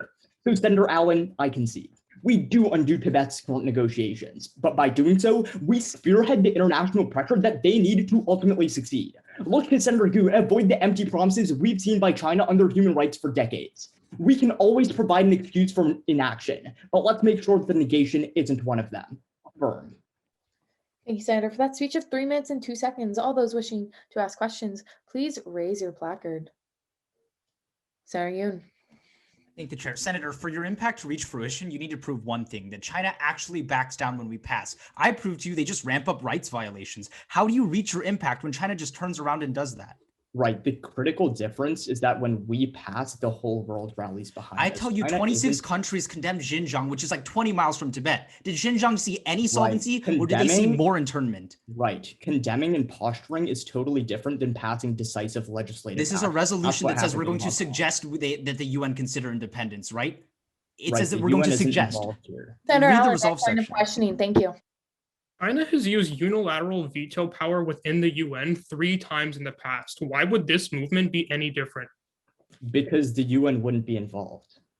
But the resolve clause of this legislation literally says we encourage the UN to recognize Tibet as independent. Why would the UN not be involved? That encouragement is a part of this legislation, but the real impact lies in the international action that follows after we pass. That doesn't They've necessarily never have to backed be down to like multilateral pressure in the past. I'm asking, why is this any different? because we do provide multilateral pressure. It just doesn't necessarily Thank you, have to be senators. That is the end of the questioning period. Seeing as that is the end of an affirmation speech, we do still have more time. So all those wishing to speak on the negation, please raise your placard. Motion. Siddiqui. I move to the point of previous question. Second. All those who second, please raise your placard. And then all those in favor. Okay, perfect. I do have to see over 2/3. So go ahead and keep holding them up. Okay, perfect. We have over 2/3. Okay, all those. I find it easiest if everyone goes ahead and turns off their camera. Perfect. And then all those wishing to vote on the affirmation, please turn on your camera. Judges, you guys are okay. Doesn't matter either way. Perfect. And then I only see one person right now, so I'm gonna allow a few seconds for lag feedback. There we I go. think the judges should shut their cameras off to make it a little bit easier. Oh, I have you guys at the bottom. So either way, whatever works best for you. So I have Hassan Ali, Picciotto, Gorin, Farage, Pereira, Mather, Capelloni, and Gu. Total of 8. You may turn off your cameras. All those wishing to vote on the negation, please turn on your camera. Okay. I have Yoon, Siddiqui, Allen, Osborne, Misra, and Monsini. Oh, and Capita. There we go. Perfect. Okay, this bill does pass. Okay. So, do we have a motion to come back in? Perfect. Faraj. I move to begin the debate on Supreme Court term limits. Second. Seconds. All those in favor, hold up your placards. Perfect. Assuming unanimous. Okay. Now, good afternoon, senators. You've heard this once before. We're going to hear it again. My name is Isabella Acosta. I will be your presiding officer for the first half of this legislative session. I adhere to all CHSSA rules and guidelines, and for speeches, I will be choosing based off of precedence and recency. I ask that you follow my time signals of 2 minutes, 1 minute, and 30 seconds. Now, at 3 minutes and 10 seconds, I will cut you off with the mute function through Zoom. After that, we will have direct cross-examination for everyone except the affirmation. They will have an indirect cross-examination of 2 minutes for that first speech. Now, direct cross will consist of a 1 minute block of 30 seconds for 2 senators, and they will be going back and forth. And when the 30 seconds time is over, I ask the senators to stop speaking immediately. And if need be, the mute function will again be utilized to ensure fairness. I remind the chamber to hold decorum and remain respectful throughout the round. Are there any questions about how this half of the round will be ran? Perfect. Seeing none, hearing none, we shall move on. Senator Capita, did you want to read the bill? Thank you. All right. A bill to establish term limits for the Supreme Court justices. Be it enacted by the Congress here assembled that Section 1, Chapter 128 U.S.C. is amended by adding at the end of the following, Section 7 term limits, the president shall, during the first and third years after a year in which there is a presidential election, nominate, and by and with the advice and consent of the Senate, appoint 1 justice of the Supreme Court. Section 8, senior justices, A, except as provided in subsection B, if there are more than 9 justices on the Supreme Court after an appointed justice is sworn into office, the justice who has served on the Supreme Court for the longest period of time shall be deemed a justice retired from regular active service under Section 371B. B, no justice appointed before the date of enactment of this act shall be required to retire under subsection A. Section 9, waiver of advice and consent authority. If the Senate does not exercise its advice and consent authority with respect to a president's nominee to the Supreme Court within 120 days after the nomination, the Senate shall be deemed to have waived its advice and consent authority with respect to such nominee, and the nominee shall be seated as a justice of the Supreme Court. Section 2, Section 371, 28 U.S.C. shall be amended to add any justice of the United States who has served a total of 18 years as a justice shall be treated as a justice retired from regular active service under this section unless the justice is otherwise eligible to retire as a result of a disability under section 372, my apologies. Section 3, Section 294 of 28 U.S.C. is amended by amending subsection A to read as follows. 1. When there is a vacancy on the Supreme Court, the retired Chief Justice or Associate Justice, who has most recently retired from active service, shall be designated and assigned to serve as a justice until an appointment is made under Section 7 of this title. 2. If there is more than one vacancy on the Supreme Court, the senior justice who has served in such capacity for the least amount of time shall be designated and assigned to serve as a justice by the Chief Justice until each vacancy on the Supreme Court is filled. Perfect. Thank you, Senator. Are there any other motions on the floor? Seeing none, hearing none, we shall move on. All those wishing to speak on the affirmation. Senator Capita, you have the floor uncontested. All right, I thank the chair. And for the clarity, my judges, my PO, and my chamber, I'm going to say this one last time. My name is Senator Capita, C-A-P-I-T-A, speaker code 2034, as in capital punishment, but without the L and without the punishment. I'll deliver those in my speech, and once again, my apologies to all my fellow senators who have heard this time and time again. All right, so as long as chamber ready, PO ready, and I'm going to take silence from my judges to mean that we're all good to go. Perfect. I will begin on my first word. In Sun Tzu's book, The Art of War, he writes that the key to a successful victory is a successful distraction. And today, the negation will have tried to successfully distract us all away from the facts. So what are the facts? Well, first and foremost, we have issues with our Supreme Court. But fortunately for us, my bill before us right now actually solves them, namely better mirroring the public's wishes, avoiding an all-out war over the Supreme Court, and returning to traditional levels of judicial independence. So I assure you, affirm. So first off, let's take a look at what's been happening with the Supreme Court as of late. Contrary to the idealistic Hamiltonian vision that the affirmation will attempt to paint over the course of this round, the Supreme Court has changed its role since its initial conception, with it absorbing the power to rule over both cultural and political issues, with the late Justice Scalia even conceding that, and I quote, "the court already behaves like an ad hoc nullification machine, striking down laws as if on political whim." Senators, because of lifetime appointments, we've reached a perversion of the Supreme Court under which each and every appointment becomes a wild race between Republicans and Democrats to squeeze their favored candidate in.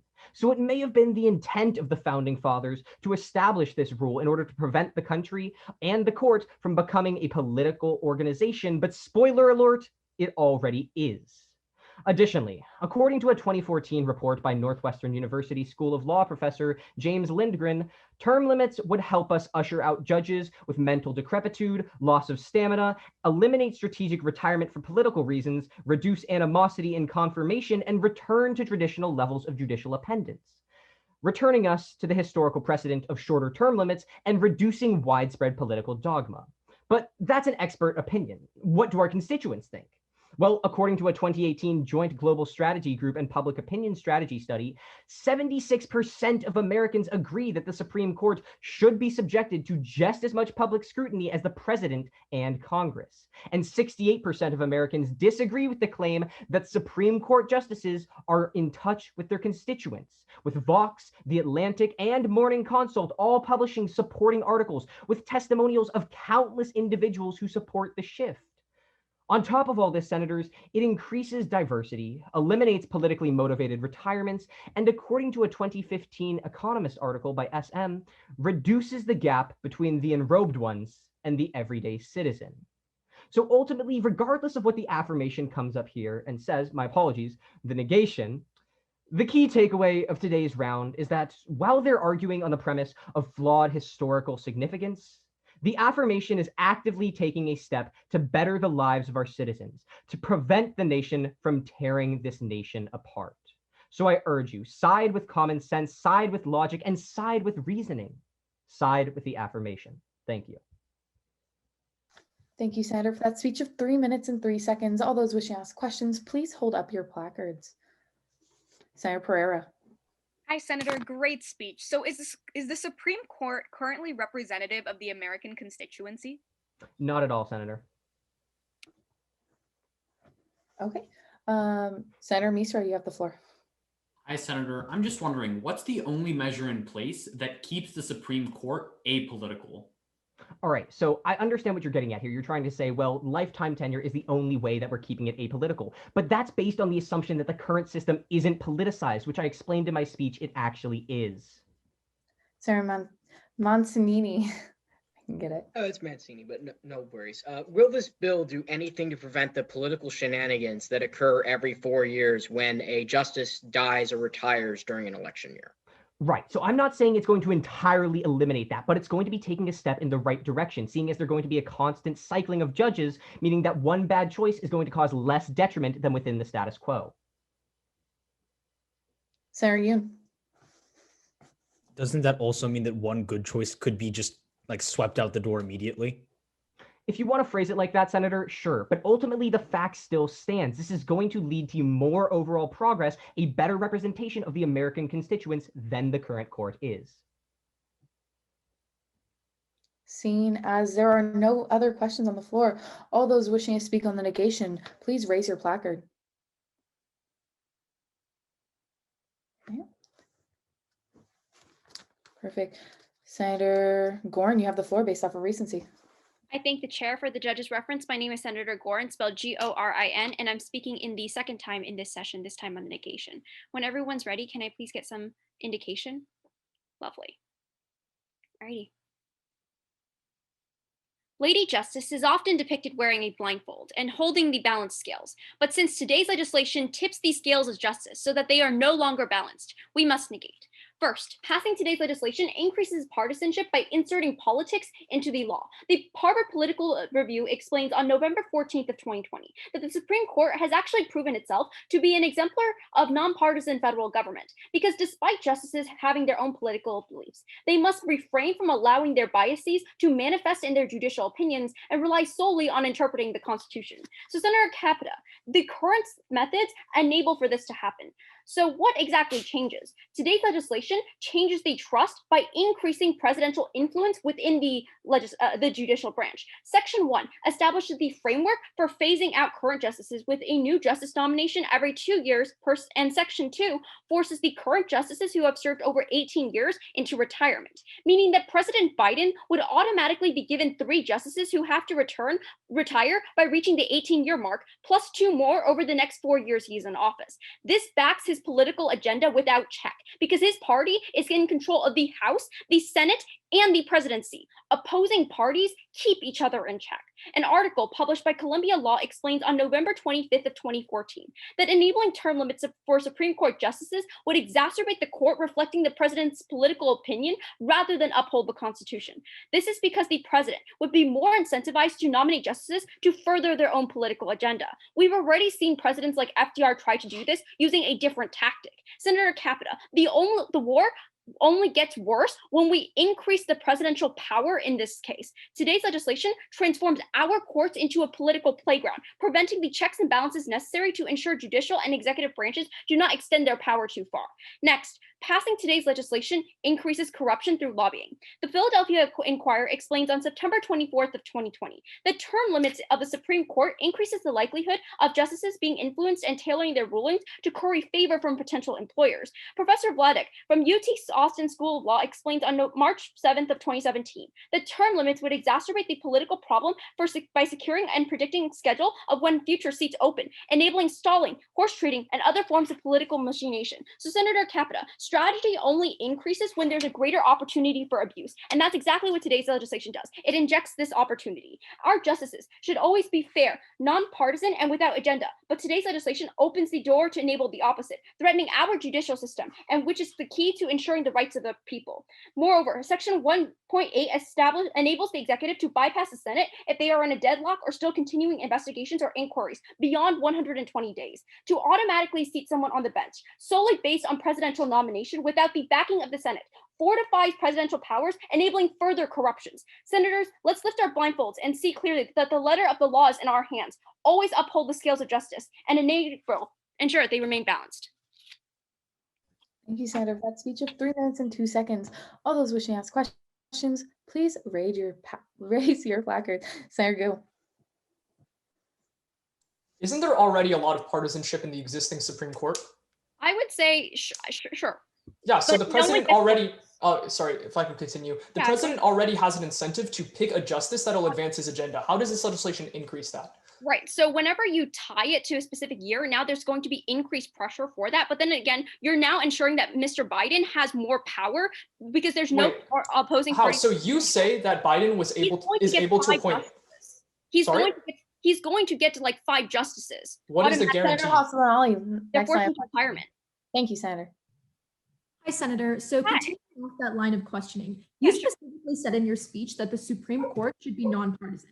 Considering that we have 6 of the 9 Supreme Court justices appointed by Republicans, how can you argue that that's nonpartisan? So here's the thing. Right now, we have the House, the Senate, and the presidency all in one party. Having a conservative Supreme Court attempts to balance it out so that the Democrat agenda doesn't go through completely without any checks and balances. How can you argue in the status quo that a 6-3 split is partisan? It's with the rest Thank you, senators. That is the end of the questioning period. Seeing as that is the end of a negation speech, all those wishing to speak on the affirmation, please raise your placards. Perfect. I'll allow just for a moment. Senator Pereira, you have the floor based off of recency. I thank the chair for reference of the chamber and the judges. That is Senator Pereira, spelled Pereera. And I'm also code 2015. As always, if the judges are not ready, just give me a verbal indication. Awesome. And then I will assume that my PO is always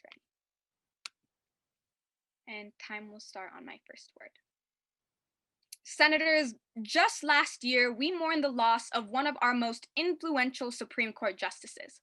But rather than the aftermath being a singular national moment full of remembrance and remembering RBG's legacy, it was marked by hyper-partisan discussion over the vacant seat. A moment that should have brought us together as Americans in celebration of her life, helped fuel the partisanship in our nation and diminish the decades of public service that she had. Because this bill will maintain the fact that our political system and our Supreme Court will be representative of the American population, we need to affirm. First, we need to affirm because we need to understand that the status quo of the Supreme Court sets up partisan control for decades. So, Senator Gordon, if your true concern is partisanship, then you are completely on the wrong side of today's argument, because this is true with current policy of lifetime appointments to the Supreme Court. Conservative or progressive majorities can be maintained for decades and many years after appointments can be made. Nina Totenberg of the NPR tells us that following former President Trump's successful push to confirm Amy Coney Barrett to the Supreme Court, the conservative supermajority now holds essentially all control over the court. This is bad because landmark cases such as the woman's right to have an abortion is tied up and threatened.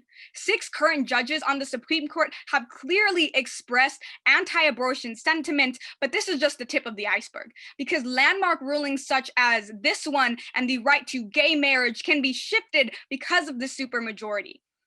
And this supermajority has the potential to last for many years and potentially decades. Furthermore, understanding that the status quo of this Supreme Court is exactly what the negation is going to come up here and advocate for otherwise, we need to affirm. Lastly, affirm because judges of all ages have the potential of gaining a seat on the court, thus allowing for more representation. Right now, most presidents nominate younger people to the Supreme Court so that they will stay on longer, have more influence, and ensure a liberal or conservative tilt to the court. With term limits, age wouldn't be such an issue, and named justices could have even more experience. As Chapman University's Dr. John Eastman tells Bustle, it could change the profile of those named to the court. It would decrease the incentive to name really young judges to the bench. If there was an 18-year term like that suggested in today's legislation, you would get the same length of service from a 45-year-old candidate than a 60-year-old nominee. And that is something that our court needs to maintain representation of all of our values. Now, lastly, affirm because justices wouldn't retire early just for political gain, where they wait for a president who is of their same political party so that that president can replace them in their time. We need to ensure that our governing bodies represent the American people. So do your due diligence as a senator of the United States and affirm today's legislation. Thank you. Thank you, Senator, for that speech of 3 minutes and 4 seconds. All those wishing to ask questions, please raise your placard. Senator Capilani. Hi, Senator. I completely agree that we need to secure the fundamental rights of American citizens, but if the Supreme Court is constantly flipping back and forth, how can we maintain a stable amount of rights for everybody? So we could maintain that stable amount of rights by having those on the Supreme Court represent the values of those in our constituency. When 2/3 of Americans oppose overturning Roe v. Wade, where 2/3 of the Supreme Court want to turn over Roe But v. we've gotten to a conservative court right now. Why would that not be able to happen again? Because we would be essentially changing the Supreme Court Senator, on a your next line of questioning. Was that me? Yes. All right, thank you. Yeah, so what are the chances that Obergefell versus Hodges or Roe v. Wade is actually overturned ever? the chances are likely if we have a supermajority. Okay, let me ask you a different question. Did a conservative or liberal court write the decision for Roe v. Wade? The conservative or A 7-2 conservative court affirmed Roe v. Wade, and there's no chances it's ever overturned. Why are you fear-mongering us for something that won't happen? So 6 out of 3 of the 9 justices, or sorry, 6 justices of the 9 are conservative, right? And all of them have written defenses of Roe v. Wade in the past. And no, all of them have said that they would be in favor of overturning Roe v. No, they Thank haven't. you, senators. That is the end of the questioning period. Seeing as that is the end of the questioning period and also the end of an affirmation speech, all those wishing to speak on the negation, please raise your placard. Perfect. I'll allow just a moment. Perfect. Senator Siddiqui, you have the floor based off of recency. Thank you. For the judges and chambers reference, that's Senator Siddiqui, spelled Siddiqui. Can I just get a virtual indication if you are ready, whether that be a thumbs up, smile, virtual reaction? Solid.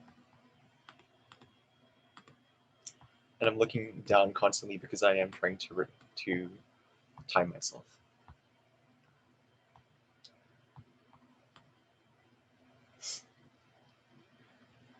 For decades, this Congress has valued the interests of corporate lobbyists before those of our citizens, finally reduce the power of the dollar, and increase the power of the vote. Fail. Principally, this bill empowers interest groups. Now, Senator Gorin touched on it, but allow me to explain the reason why. Lobbyists would know when they need to get prospects on the president's radar for nomination if it's in standardized 2-year intervals, compared to right now, where this is impossible to know much in advance since deaths and resignations are more random. Why does that matter? Interest groups choose the president's list of prospects to nominate from in the first place because they invest massively into people they think can further their interests on the Supreme Court. The Center for Responsive Politics in October of 2020 found the Judicial Crisis Network spent over $30 million on ads to push Gorsuch in 2017, Kavanaugh in 2018, and Amy Coney Barrett in 2020. Right now, these interest groups have weeks or months to obtain this much money to lobby for justices. Imagine what they can do in 2 years. Those extra years actually allow lobbyists to gather more money to then obtain more political capital for candidates of their choosing.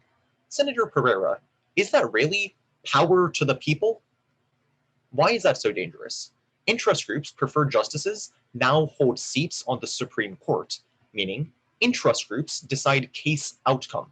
I'd like to be the first to quantify by how much. Paul Collins for the University of Massachusetts Amherst explains, more than 90% of the Supreme Court's cases are accompanied by something called amicus briefs, which are basically just outside information used in trials provided by a group like the Judicial Crisis Network. Former Justice O'Connell explains, those cases are only accepted by each justice from friends, like the groups that lobbied for their appointment to the court.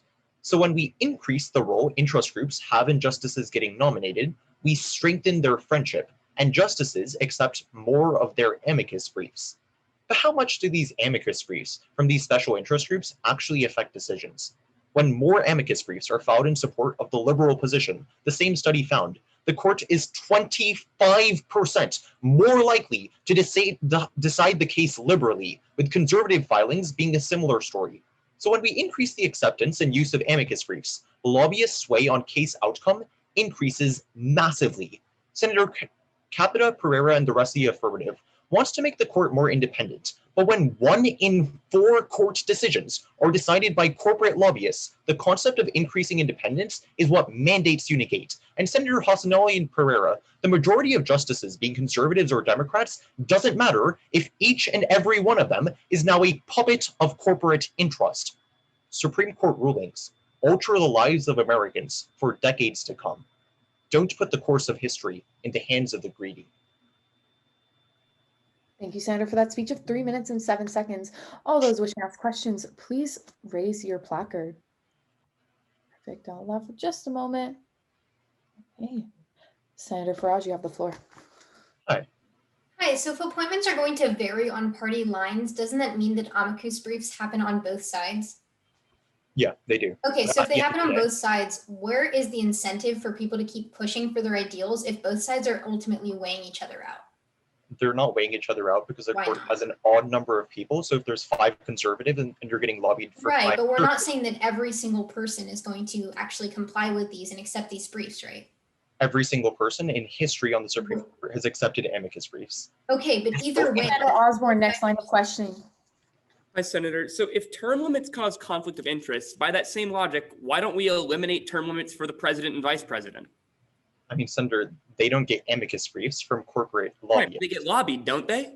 I mean, sure, they get PAC money, but that's 2 very different things. Taking your argument to its logical conclusion, why don't we eliminate term limits for the president and vice president? They're 2 completely different things, Senator. When I can quantify that, what, like 25% of both result in increased were lobbying. decided by corporate lobbyists, that's reason to negate. All right, thank you. Thank you, Senators. That is the end of the questioning period. Seeing that, all those wishing to speak on the affirmation, please raise your placard. I'll allow for just a moment. Senator Allen, you have the floor based off of recency. Thank you. Good afternoon, everyone. For the reference of the entire chamber today, my name is still Representative Allen, spelled A-L-L-I-N. Speaking for the second time and most likely final time during this session, before I begin, I just want to say it's been an honor to serve with you all. Since there's a lot of judges and I can't exactly see all of them, if any of you aren't ready, please feel free to give me some sort of verbal indication. I'll give you a few seconds anyway. And then as long as everyone's ready, I can begin as soon as possible.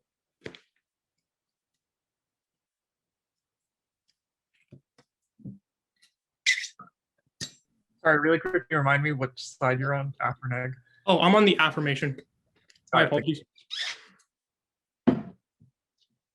Okay, assuming everyone's good to go, I'll go ahead and get started.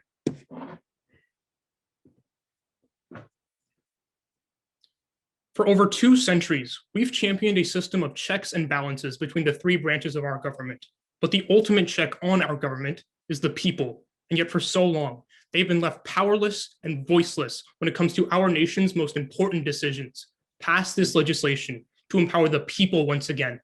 Principally, you affirm this legislation to ensure the evolving ideals of this nation are finally represented.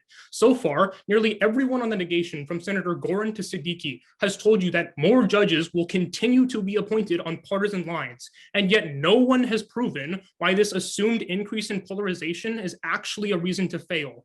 I'd contend that if partisanship and lobbying exist in either world, that's not a reason to fail. And by constantly rotating judicial ideologies, we modernize them. To see this, let's look back to history. In the case of Plessy v. Ferguson back in 1896, the Supreme Court upheld the principle of separate but equal, mandating the constitutionality of segregation, Let's jump forward 60 years later. In Brown v. Board of Education, the court repealed its Plessy decision, declaring that separate schools are inherently unequal. Even though this was a great decision, we have to ask ourselves, why did this take so long? Senator Gorin, since justices and judges serve during good behavior, or more accurately, their whole lives, if the political ideals of this nation begin shifting, change could not be enacted until the Supreme Court reflected those ideals. That means that we need to wait for a justice to step down or pass away before meaningful progress can be made.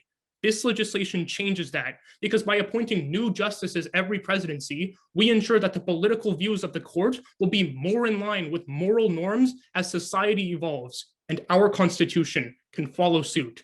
Senator Siddiqui, if a justice does not represent American beliefs, they're now out of office sooner under this legislation.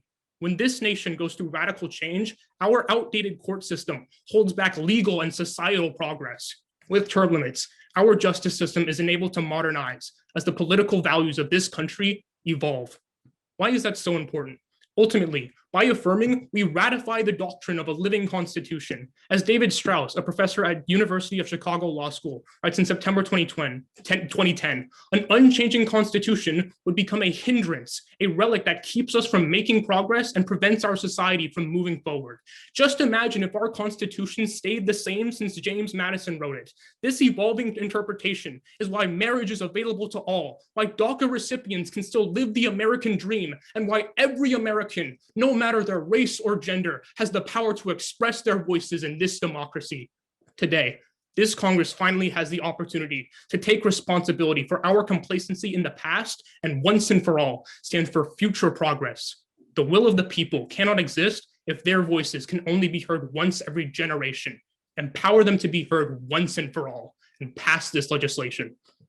Thank you, Senator, for that speech of 3 minutes and 5 seconds. All those with questions, please raise your placard. Senator Gorin. Hi, Senator. So Congress and the president all have the power to change laws, correct? Yeah. So doesn't that mean that we have the power to shape policy? No, right now, the Supreme Court is majority conservative already, but Right, they but they're not already creating ruled to laws. keep DACA against Trump's wishes. They already ruled against claims of election fraud against Trump's wishes. They're not loyal to the president and the Congress. This is just a fallacy. They should never be. But okay, so when you create opportunity for increased corruption, why won't that be more directly in line? This isn't increasing corruption. It's just increasing appointments. If you're saying corruption exists in the status quo, that's not an impact. Thank you. So when this bill standardizes appointments at 2 years when the status quo is random, don't lobbyists have more time to generate funds? I don't really see how that has any relevance in the appointment process. If lobbyists already have influence in the status quo, just having more money isn't going to increase that influence. They have more money to influence more people to get more of a percent increase. They only need to influence one person. The president decides all Supreme Court nominees, and the president can still decide who he wants regardless of lobbyists. The public to influence their senators to actually accept that nomination when we give them more time. Thank you, Senators. That is the end of the questioning period. With that being so, all those wishing to speak on the negation, please raise your placard. I'll allow for just a moment. Senator Capelloni, you have the floor, based off of recency. I thank the chair. For the judge's reference, my name is Senator Capelloni, speaking for the first time in today's debate on the negation. For the sake of everyone's convenience, if all of my judges are ready, I'll just begin.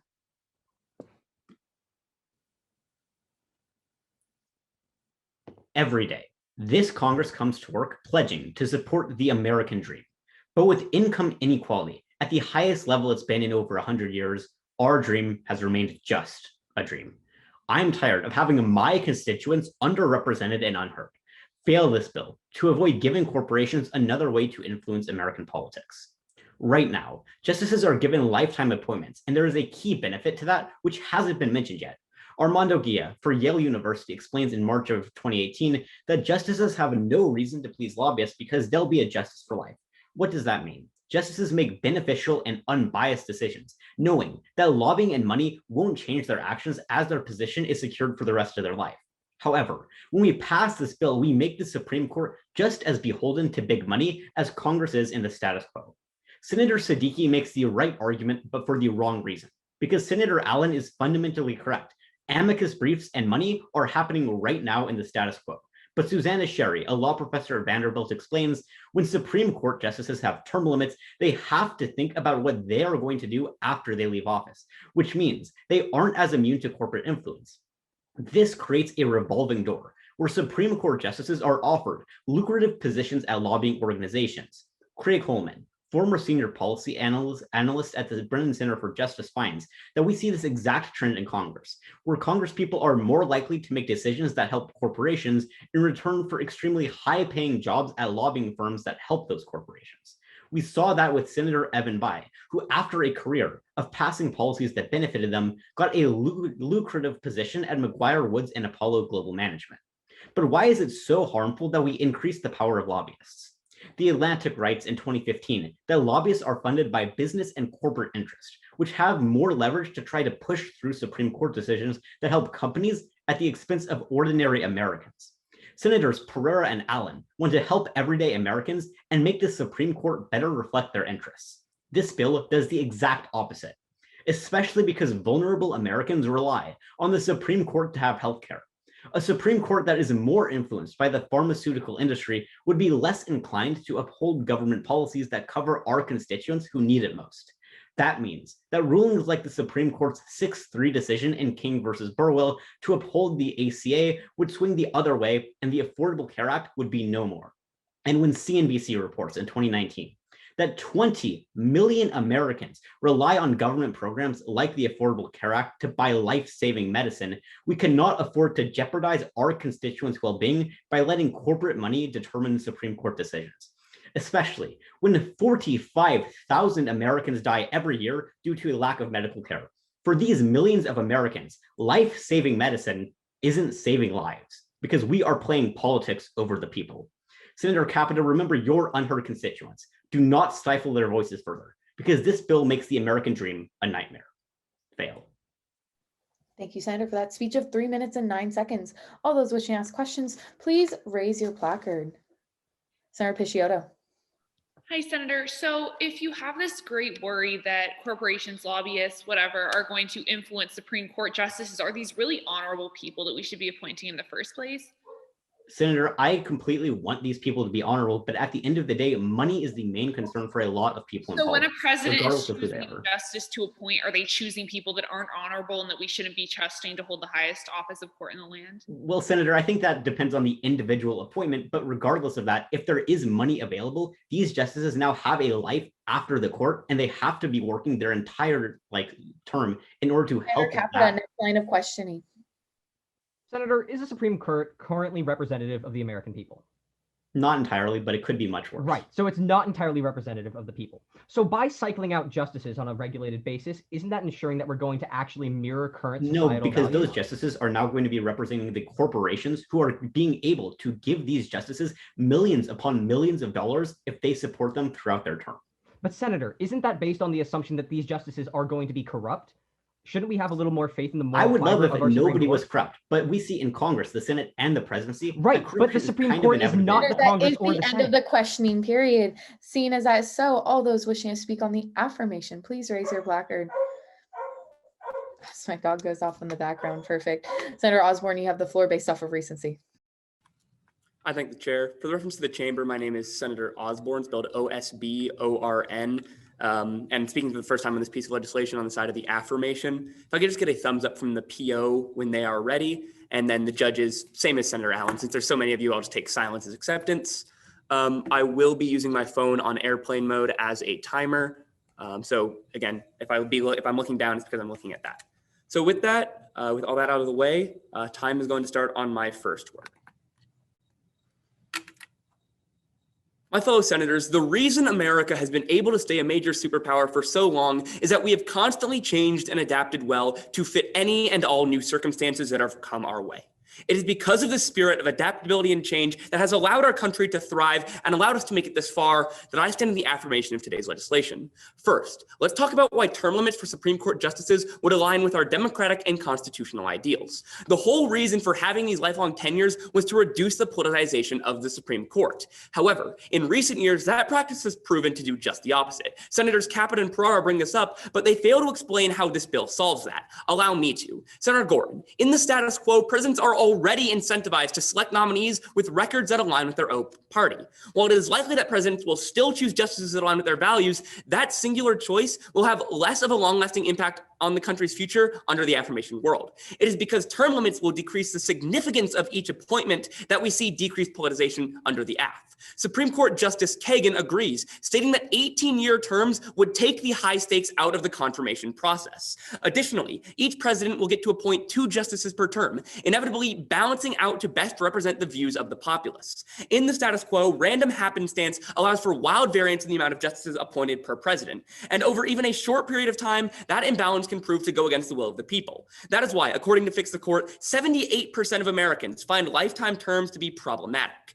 Term limits will ensure that the court is representative of the voice of the people, a central tenet of our democracy. Senators, our Constitution was created to be a living and changing document. The people in charge of interpreting it should be changing too. But don't just take my word for it. Justices Breyer and Roberts say that term limits would ensure that federal judges do not lose all touch with reality and creating a healthy amount of turnover. Senator Gorin's refutation to this simply states that justices are supposed to do something, but because that is out of touch with reality, negate. Now, to address the concerns of Senators Gorin, Siddiqui, and Capilloni, the major concern that they all bring up is that this would result in conflicts of interest in the court. However, this argument is shaky for a couple of reasons. Firstly, let's take this argument to its logical conclusion. Term limits for presidents and VPs could, and oftentimes do, end up with these same conflicts of interest. Think about all of Trump's conflicts of interest, or Dick Cheney's oil company that made billions off the Iraq war. That doesn't mean that we are willing to let them be rulers for life just to avoid conflicts of interest, and the same standard should apply here.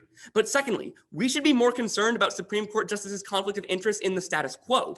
Supreme Court justices are already allowed to enjoy luxurious sponsored trips, own stock, and have a variety of other potential conflicts of interest that could influence their rulings. In one case, the court was actually unable to consider a case because too many justices had financial conflicts of interest. So when it comes to these potential conflicts of interest, understand that this is a non-unique argument made by the negation, while increased representation is unique to the affirmations world.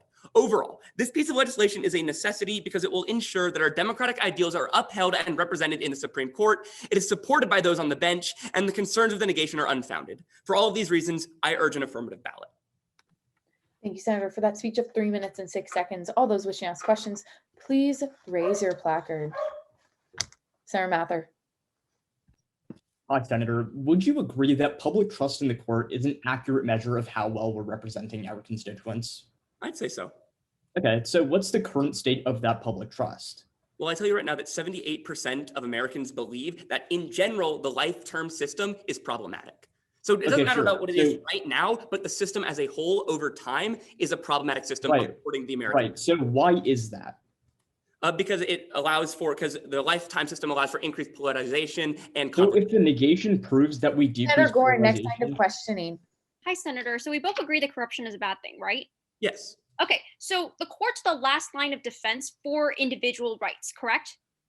Yes, I'd say so. Okay, so in that case, whenever things don't work out in the legislative process, they go to the courts. So why exactly is it a good thing to enable increased corruption within the court system?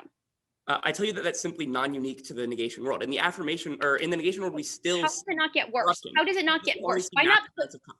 What's stopping us from putting blockers for Thank you, Senators. That is the end of the questioning period. With that being so, all those wishing to speak on the negation, please turn or raise your placard. Okay. Senator Manzanini, you have the floor uncontested. Thank you, really appreciate it. So I'm assuming that all the judges are all right if we made it this far, and I'm also going to assume that the PO is ready, and I'll get right down to it. This bill is the equivalent of taking out a grenade at a Little League hockey match. Yes, you heard that right. It is an overreaction of the highest order. All of this groveling over the Supreme Court has led me to one essential question. Will this legislative body govern off of facts or emotions? I think I will govern off of facts, which is why I stand in the negation for the following 3 contentions. Firstly, the Supreme Court appointment process is already pretty regular. Secondly, it would do nothing to stop the politicization of the court. And thirdly, requiring retiring justices to serve is a bad idea. Firstly, the Supreme Court appointment process is already pretty regular. According to data from the Department of Justice, which I'm surprised no one has actually cited yet, the average number of justices appointed over the last 80 years per president has been around 2.1 justices. Of course, there have been a few outliers. Donald Trump and Jimmy Carter come to mind, appointing 3 and 0 justices respectively. Even though there are outliers, the standard deviation of the data set is around 0.4. If you're not a statistician, it means that the amount of justices a president can appoint has remained relatively constant at 2. It seems like this bill is trying to solve a non-existent problem. Just because Trump appointed a single justice more than average, it doesn't mean that we should uproot the entire system. Secondly, it would do nothing to stop the politicization of the court. In the last 4 years alone, there has been 2 times that the Supreme Court vacancy has opened up during an election year. And this is not an anomaly either. According to the Senate's own website, the Supreme Court has had a vacancy at least 29 times in its history during an election year. Half of the time the vacancy's been filled, the other half of the time that it has been left open for the next president. I will admit that the politicization of the court in an election year is wrong, but this bill will do nothing to stop it. The bill says if the Senate does not exercise its advice and consent authority with the respect to the president's nominee to the Supreme Court within 120 days, the nominee shall be seated on the court. For those who are unfamiliar with what advice and consent authority means, it just means that you have to hold a vote accepting or rejecting the nominee. So this bill, instead of forcing the Senate to appoint a nominee, just requires the Senate to accept or reject them. A hypothetical Senate could just reject the nominee, meaning we have the same problem that we had before. This bill would do absolutely nothing to stop the political maneuvering that would occur during an election year. Lines 12 through 16 of this bill, contrary to Senator Capito's assumptions, are completely pointless. Thirdly, requiring retired justices to serve is a bad idea. According to a University of Chicago study, 65 of 115 justices who served in U.S. history have suffered from a mental illness at some point in their lives. If retired justices can serve on the court, it'll mean that roughly 56% of the time, the retired justice will have a mental illness. I think that's kind of a big deal, senators. Under this bill, it'd be theoretically possible that a justice could be forced to serve on the court even if they're mentally ill. I don't need to explain why that's a bad idea. I think we should expect the best and brightest from our Supreme Court justices, not the most mentally ill ones. And I think that all of this groveling is just quite frankly missing the entire point of the Supreme Court. So anyways, I'll wrap up. I would like to reaffirm my position in the negation. I'm now open for cross-examination points for the clarification. Thank you, Senator, for that speech of 3 minutes and 9 seconds. All those with questions, please raise your placard. Senator Hassan Ali. Hi, Senator. So in the status quo, is lobbying used when presidents are about to nominate? Yes, most definitely. Okay, so how is negating or affirming going to stop or continue that? It's still going to happen. Lobbying is still going to continue. That entire point on the negation is non-unique in that case, right? Why is lobbying even relevant to this? This is just talking about term limits. Every single senator on your side has brought up lobbying. I'm asking you if you. Well, I'm not bringing it up, so you might want to ask them that question, not me. But don't you agree that that point is non-unique? Thank you, senators. That is the end of the questioning period for Senator Pereira. You have the floor. Thank you, Chair. Hi, Senator. Great speech. So on the off chance that we do have a nominee for the Supreme Court that does have a mental illness, wouldn't the president just simply nominate another candidate or the Senate not accept that nominee? Well, actually, you kind of missed the point. Like in the bill, it states that if there's a vacancy, it'll be filled by a retired justice for the time being. And 56% of the time, that retired justice will have a mental illness. So I think that's a problem. That does happen. Wouldn't we just go to the next best option? Why does that There's no provisions in this bill that would actually do that. So what you're saying is completely hypothetical and is on a whim. Thank you, senators. That is the end of the questioning period. With that being so, we shall be moving on. All those wishing to speak on the affirmation, please raise your placard. Perfect. Allow for just a moment. Senator Gu, you have the floor based off of recency. Thank you, Madam President.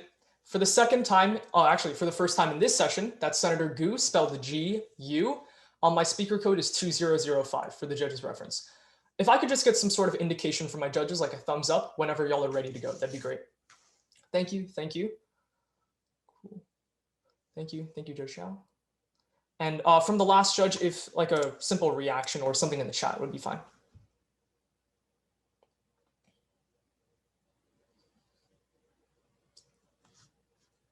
All right, take as much time as you need. All right, cool. I saw your message. Let's get started.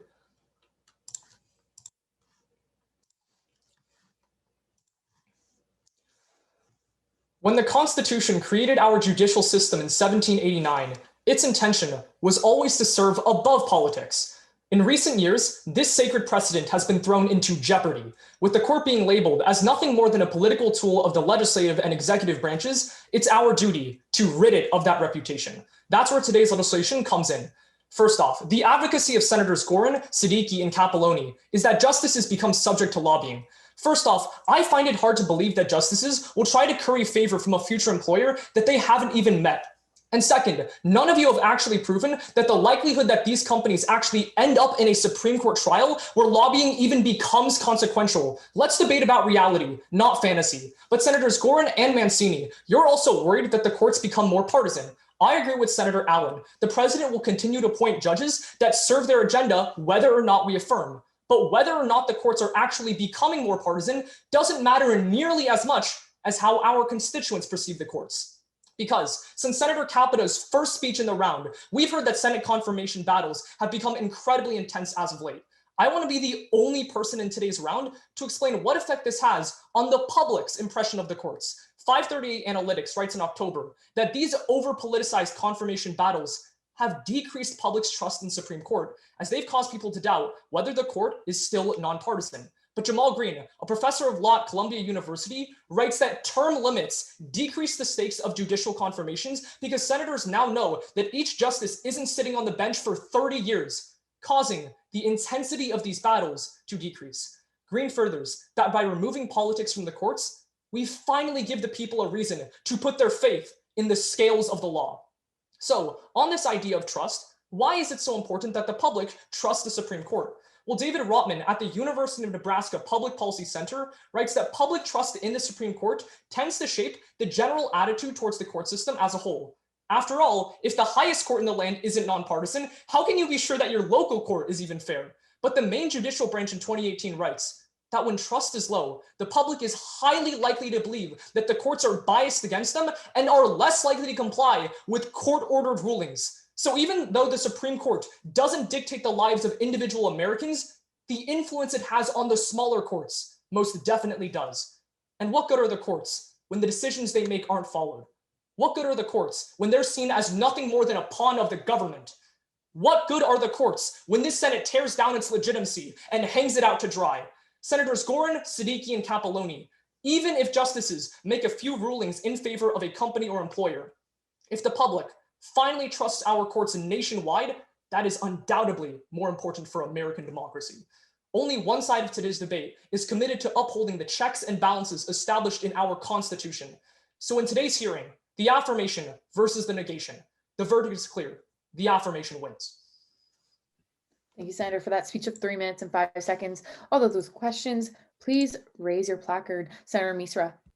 Is this an amendment to our Constitution? Let me check the text of the legislation real quick. In the meantime, if you want to fill me in, it's an amendment to United States Code. United States Code. Does Congress have the power to pass bills that overturn the Constitution? Yeah, that's called an amendment. No, it's an amendment to the U.S. Code. It's not an amendment. Oh, sorry. So yeah, specific to today's legislation, yeah, it doesn't amend the Constitution. Yeah. So do we have the power to pass bills that overturn the Constitution, like you're suggesting in your speech? Wait, that's absolutely not what I said. I just said it decreases the intensity of confirmation battles. Sorry. Hi, Senator. Great speech. Hi, so thanks. why is trust in the courts more important than key court cases that could be influenced by big companies? Yeah, so my biggest issue with this whole lobbying argument is that you're pretending like every single one of their employers is suddenly going to have a case tried in front of the Supreme Court. I just don't see the likelihood of that materializing, and no one on the negation has proved that to me. But Senator, I've given you multiple court cases in my speech in which lobbying could have played a key issue, but didn't, because right now lobbying doesn't if matter. that's one court case where like something goes awry, I would argue that Americans following the rulings of every smaller court in our nation is indefinitely more important. So you're saying And that that following is the end of the questioning period. Also, it is the end of my half as presiding. I just want to say thank you. You guys have been a great chamber to preside over. So P.O. Eisner, take over. Thanks, P.O. Acosta. Hi, everybody. I'm P.O. Eisner. You can call me Madam President, P.O., your friend, whatever you want to call me. I want to jump back into debate really quickly, but for the last time ever in my debate career, I just want to go over my PO procedures and familiarize you guys with how I'm going to be running this round. We're familiar with time cards in today's round. I just want to show you the ones I'll be using. This is going to be 2 minutes, 1 minute. You know the drill. 30 seconds, 10 seconds, and time. I will hold up this card at 3 minutes. At 3:10, I will not be afraid to mute you. So make sure you wrap it up. Also, in direct questioning, I'll be using this card to indicate you have 10 seconds left. Once you hit that 30-second mark, I will be muting you as well, just to make sure our next speaker gets the same 30 seconds that you received. We've had internet issues in this round, so I'm going to ask senators twice to stand to speak to ensure this extra time makes up for any lag or bandwidth issues. You'll hear it through a verbal cue. I'll say affirmative speakers stand, affirmative speakers please rise. Are there any questions on my PO procedures? Okay, fantastic. If not, then we'll get right into this debate. All right. Negative speakers, please rise. Again, those wishing to speak on the negation, please rise. Uncontested, Senator Misra, you have the floor. I thank the chair. If any of my judges aren't ready, just let me know verbally. Otherwise, I'll get started. The most important asset that the Supreme Court has is impartiality. To protect this impartiality and still address the issues brought up by the affirmative, negate and follow me down an alternate path. Firstly, I want to expand the idea that removing term limits harms the court's impartiality. Bruce Ackerman, a constitutional law professor from Yale Law School, notes that the primary reason the framers wished to grant Supreme Court justices lifetime appointments is to ensure that the nation's highest court is unswayed by short-term political pressures and special interest lobbying. A breakdown from Stanford University explains the reason term limits would threaten this notion of impartiality is because justices may be compelled to negotiate jobs after their time on the bench. If special interest groups or partisan think tanks are offering justices jobs when they depart the Supreme Court, this would cast doubt on the entire court's impartiality and apolitical nature, just as Senator Siddiqui explains. We don't want our justices to end up as legal advisors for Google and paid contributors on Fox News or MSNBC. Senator Pereira, I understand that partisanship unfortunately already exists in the court in the status quo. Having no term limit is the single measure that is preventing this partisanship from doubling because of special interest groups. Now, Senator Gu, you value constitutional values. I would urge you to explain how this legislation is constitutional. This isn't an amendment. Bills passed by Congress don't have the power to supersede the Constitution, and Article 3 of the U.S. Constitution makes clear Supreme Court appointments are for life. But finally, I want to go beyond my burden as a negation senator and actually propose a solution to the problem mentioned by the affirmative side, which no other senator has done. An alternative that may please all sides of this debate and be a best of both worlds approach is a constitutional amendment to enact age limits on Supreme Court justices instead of term limits. This may at first sound like a distinction without a difference, but the difference between age limits and term limits is actually an incredibly important one. I actually agree with the senators on the affirmation who argue that having 80 or 90-year-old justices is suboptimal. Having a justice who is above 80 and potentially in both physical and cognitive decline is not optimal for the court or for the country. Age limits would address this issue without causing the same harms to the court and country as term limits would. An age limit on Supreme Court justices set at 75 or 80 would allow for members of the court to calmly retire and sail off into the proverbial sunset. Such an age limit would likely prevent justices from seeking other employment, pursuing further political careers, or seemingly swayed by special interest groups. Senator Allen, this directly addresses your concern because justices no longer leave office when they pass away. They leave when they reach a certain age.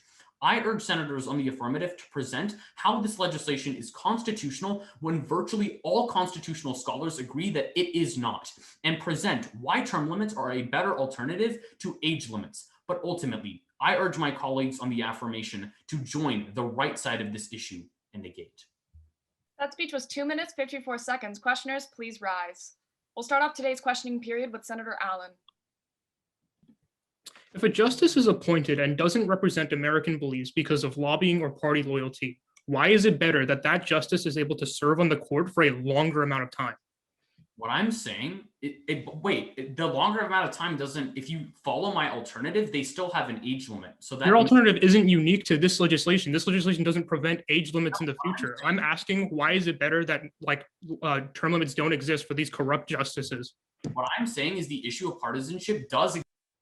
Senator Pereira. Hi, Senator. Great speech. So can you tell me what the national average is for the Supreme Court justice?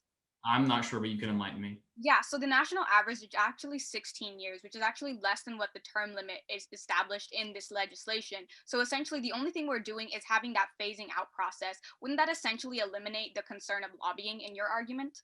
No, I would argue that taking based on an average isn't true. There's a lot of outliers to that statistic. So I would argue that point isn't really relevant. Thanks, Senator Misra. The questioning time has elapsed. Affirmative speakers, please rise. Again, affirmative speakers, please rise. I recognize Faraj and Hassan Ali off of recency. Senator Hassan Ali has the floor. Thank the chair. Hello, everyone. My name is Senator Hassan Ali. For the reference of the chamber and the judges, this will be my first time speaking in this legislative session on the affirmation. Judges, is anybody not ready? Feel free to give me like a verbal indicator if you're not ready. Okay, awesome. PO, we good? Thank you. Psychologist Abraham Maslow defined motivation as the basic drive for any human to do something. My motivation for supporting this piece of legislation is understanding how dramatically the political climate has shifted in the past 200 years. But what we've realized is the basic motivation of the negation is protecting lobbyists and party lines. And it is on that basis that we will be casting an affirmative ballot. So let's understand the immense role that age plays into the nomination of a Supreme Court justice, as Senator Mishra did. But this bill mitigates those constraints better than his legislation. The Chicago Tribune tells us that, like it or not, one of the driving factors behind current presidential appointments is a nominee's age. Presidents are intentionally excluding a sizable number of highly qualified individuals from serving. Now, Senator Mancini said that he only wants the brightest and best judges, and you achieve that with an affirmative ballot. Now, Senator Gorin, Capilloni, and Siddiqui, they all argue that this will make appointments more partisan. That's going to stop right here, because the fact of the matter is Supreme Court appointments have always been partisan. The president has historically been lobbied by their own party to pick someone that aligns with their views. That argument is entirely non-unique because that just continues, as Senator Allen already told us. However, here's why the affirmative wins. We ensure that the decisions made by the Supreme Court more closely view the public's views. Now, Senator Capilloni admitted to Senator Capita that the court is not representative of the people. Allow me to explain why. The Chicago Tribune also tells us that such indirect public accountability that this bill provides is probably essential in a system like ours, where our justices are charged with deciding how words from hundreds of years ago will apply to contemporary situations. Senator Mancini asked whether we should govern off of facts or emotions. Here are your facts, Senator Mancini. 2/3 of Americans are opposed to overturning Roe v. Wade. That might make a difference if elections more regularly decided the court's makeup. Senator Yoon and Pereira went back and forth regarding whether this overturning would even happen. Here you go, Senator Yoon. The New York Times says in October of last year that the confirmation of Amy Coney Barrett to the Supreme Court increased the chances that Roe v. Wade would be weakened or overturned. Passing today's legislation means those decisions more closely align with public views, and they are a matter of life or death. Because it is time this Congress finally understands its duties. Because after 250 years, we have continuously let down the people that elected us in. Let us please do our jobs. Let's affirm. That speech was 2 minutes, 59 seconds. Questioners, please rise. We'll start off today's questioning period with Senator Siddiqui. In my speech, I quantified 25% of cases will be decided by corporate interest. How is that non-unique? Because that's happened historically and it will continue to Senator, happen. has 25% of cases been decided by corporates in the status quo? If the answer is no, then how is it non-unique? Because that's going to continue to happen regardless. It's not continuing to happen if it doesn't happen in the status quo. Can I finish? Lobbying and partisanship continues to happen in the status. But it gets worse over time when we pass. Senator Misra?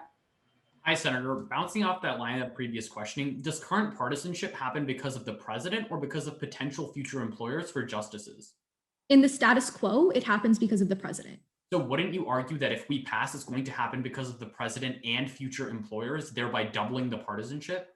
No, absolutely not. Because if that was the case, it would mean that the president are appointing people who specifically want to do it for political gains. Here's why this bill mitigates that. This bill mitigates that because it allows for presidents to appoint people from all. Speakers on the negation, please rise. Again, speakers on the negation, please rise.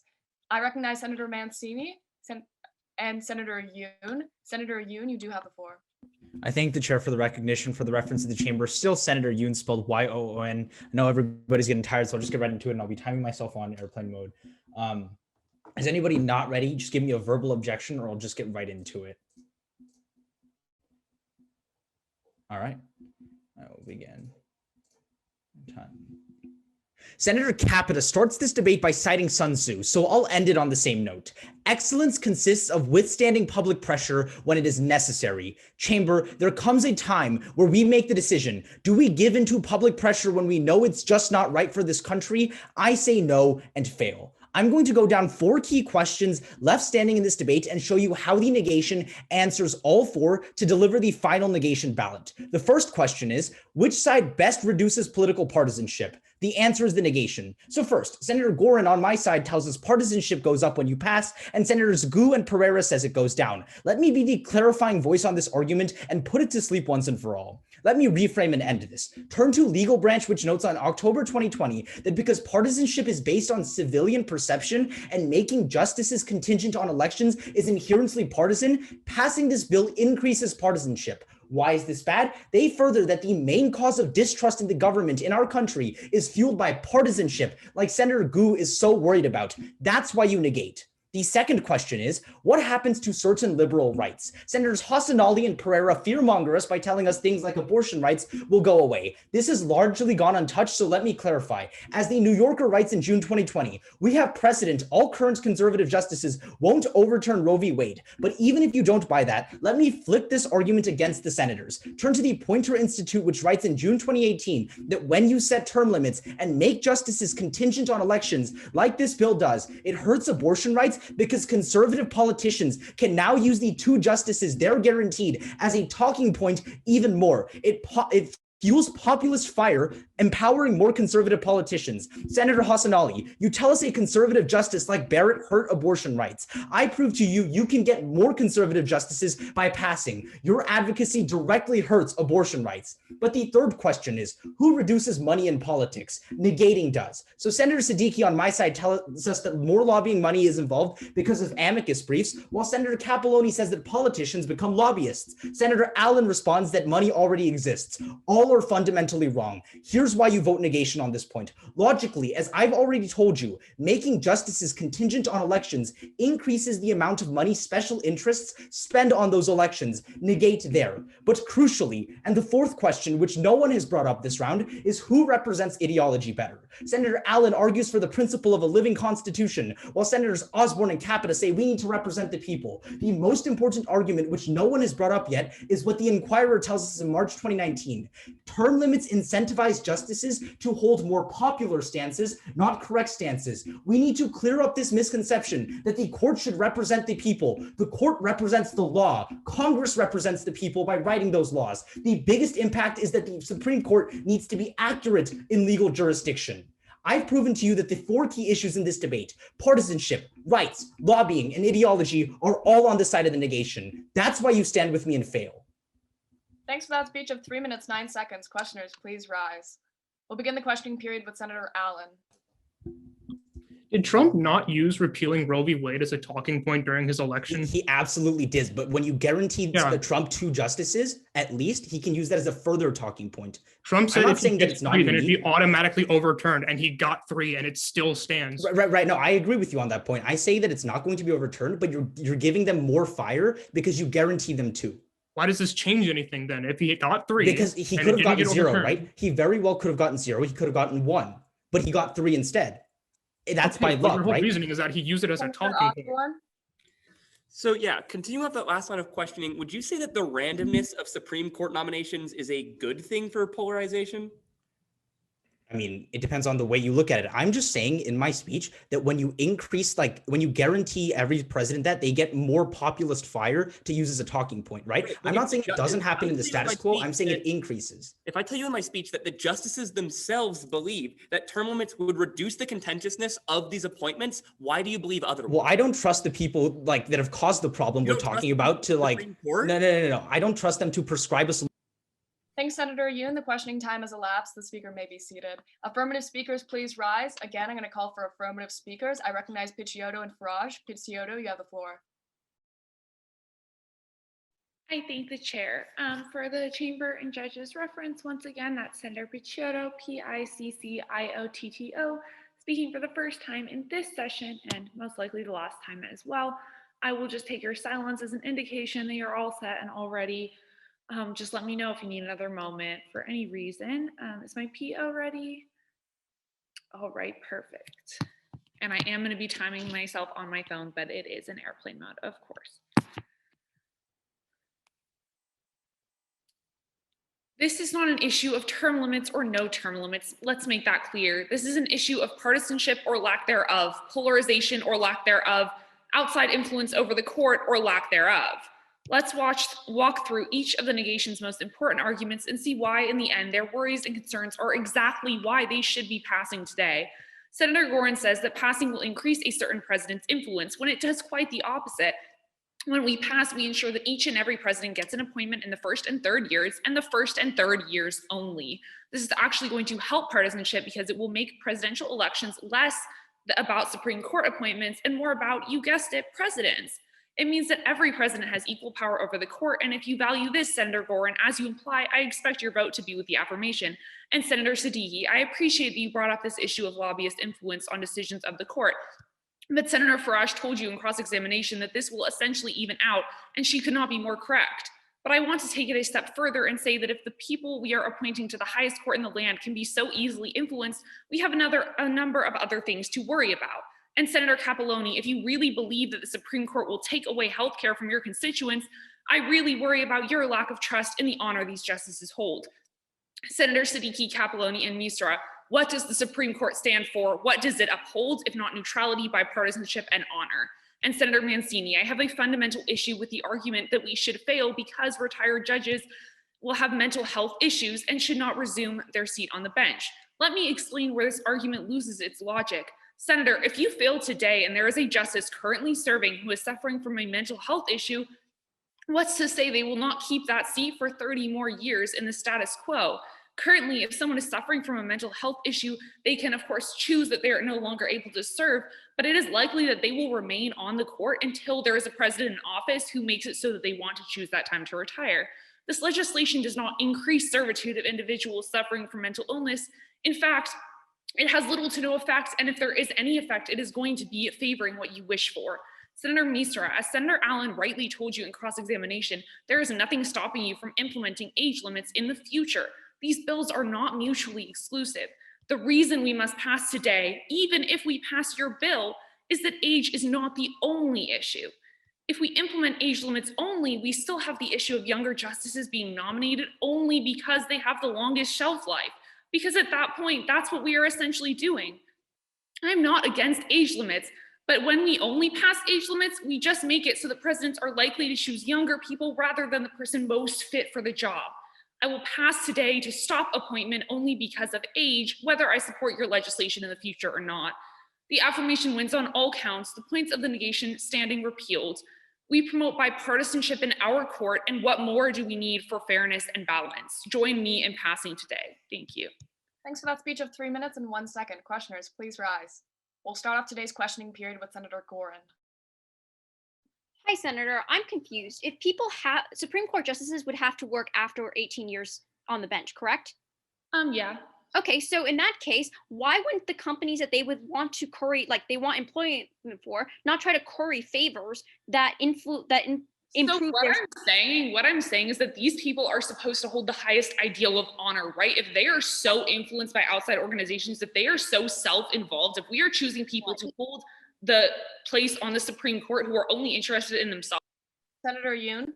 Like the Poynter Institute says, when you make it so that each president is guaranteed 2 justices. They can now say, vote for me because I'm guaranteed 2 justices. The academic consensus there is that stakes rise and But partisanship right now, does as well. presidents can say, vote for me because I will have 3 justices. That's not right what they now, say. They never say that. They just said the Supreme Court can be influenced by me. In your world, they can now have like a logical basis of saying, I'm in guaranteed my to. world, every president has an equal amount of influence, so there is no reason. Which raises the stakes per election, right? Like that's inherently what that does, is raises the stakes for each election. Every Increasing president partisanship. already, as Kyoto, the questioning time has now elapsed. Negation speakers, please rise. Again, I'll call for negation speakers. Senator Mancini, you stand unopposed. Fantastic. So for the reference of the chamber, I am Senator Mancini. This is my second time speaking today. I'm assuming all the judges are ready, and I'm going to assume that the PO is ready. Let's get right down to business here. I'll spend the Sorry, Senator. Point of order. I think a judge just left. So we might want to wait until that judge. Sure. Yes, you're right. Let's see. All Thank right. you for catching that, Senator Pereira. Yeah, thanks for catching that. I really appreciate it. All right, it looks like everybody is back. All right, so let's resume here. I'll spend the majority of my speech refuting the points of other senators. I'll first do something that's very uncustomary. I'll even criticize some of the senators from my own side. I'll first start out with Senator Mishra. He states that it is unconstitutional to have term limits for Supreme Court justices. I will concede to the affirmation on this point. This bill is completely constitutional. And you want to know why? Because I know what the Constitution says. Article 3, Section 1 says that the appointment is guaranteed as long as there is good behavior, which implies no term limits. We can look at all 4 sections that are part of Article 3, and it says nothing of term limits. It says nothing that explicitly denies them either. So this is completely open issue. And even Supreme Court justices themselves state that it is constitutional. Even so, I'd also like to criticize Senator Mishra on this point. He is also wrong when he says that there is a lot of outliers in Senator Pereira's statistics. I don't know why Senator Mishra would deny this. I mean, Senator Pereira's statistic helps the negation. So, I mean, it proves that our side of the argument. If the average is already 16, then why would we need to codify it in the first place? I mean, the point of it would just make the bill pointless. I mean, as I said before, the average amount of justices each president gets to appoint is 2.1, and the standard deviation is 0.4. I punched all these values into an Excel spreadsheet a week ago, and it literally gave that value. So, I mean, Senator Picciotto's points about different presidents going ahead and having more justices or less justices, it's just so unlikely. I mean, if you're just a data guy like me, that's in Calculus BC, you'll know that there's only a 5.62% chance that would ever happen. So, I mean, if you just go through all of the data and consider everything, this is the premise of a president that appoints 3, 4, 5, maybe even 6 justices is just impossible. And I think I want to go on to what Senator Hassanali mentioned. She misses the entire point of the Supreme Court. I mean, she's talking about Roe v. Wade and all these issues and all these people supporting it. And I think that Senator Yoon makes a fantastic point where he states that the point of the Supreme Court isn't to represent the people. That's Congress's job. I mean, if the Supreme Court's job really was to represent the people, wouldn't you think we'd vote for them? I mean, the framers of the Constitution were smart. I mean, they didn't design it in a way that would inherently cause this problem. And I'd like to just once again reiterate Senator Yoon's point about Roe v. Wade in general. I mean, if conservatives really had this much of an issue with Roe v. Wade, you think they would have overturned it, I don't know, maybe once in the last 40 years. By the way, they've had a majority the last 40 years, so why wouldn't they? And I mean, Roe v. Wade as an abortion issue, if you're stating that that's the end-all be-all abortion court case, then you're missing what Roe v. Wade is in the first place. It just guarantees the right for an abortion of a woman in the first trimester. It doesn't actually guarantee anything else.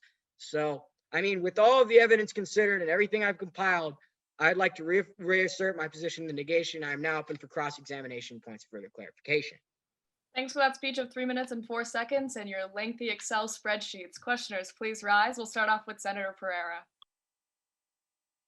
Hi, Senator. Great speech. So you bring up a good point. If this bill was only legislating 18-year term limits, then your point would stand. But isn't it different because we are actually phasing out new nominees every 2 years? Yeah, well, I think that, well, actually, when you do the math that's set out in this bill, that since there's 9 justices and since they do it every 2 terms, it actually works out to 18, which is exactly what my average states. Well, So it isn't would the be status quo completely that you pointless. are advocating for under the status quo that you want to maintain? Aren't outliers available like that seen in Senator Capita? All right, Senator, let's talk data. Do the majority of Americans believe the court is out of touch right now? Well, the majority of America, well, just because the majority of Americans say something doesn't make it true, or it Sure, doesn't mean we should do Do something. the majority of Americans also approve of reduced term limits? Well, that's fantastic. The majority, we're not supposed to rule based on the majority of Americans. We're ruling in the best interest of the country. Absolutely, but is it not mutually exclusive that the fact that Isn't we it an should be appeal to ensuring more popularity, wouldn't you say, representation Senator? of the Isn't American that an populace? appeal to popularity? Like, I mean, isn't that the definition of an appeal? Thanks, Senator Mancini. The questioning time has elapsed. Affirmative speakers, please rise. Again, I'm going to call for affirmative speakers. Unopposed, Senator Farage, the floor is yours. Once again, for the reference of the chamber and also for the reference of the judges, that's Senator Farage, spelled F-A-R-A-J. Can you please let me know if anyone's not ready? Wait, just quick question, just before we continue on to the affirmation speech. Has there been any speech? Just so I make sure, is there any speaker who has not spoken yet? Senator Mather as well as myself. Got it. So you two are the last speakers. Yep. Sounds good. Thank you. All right, every other judge is good to go, I'm assuming. If not, please stop me now, otherwise I will begin.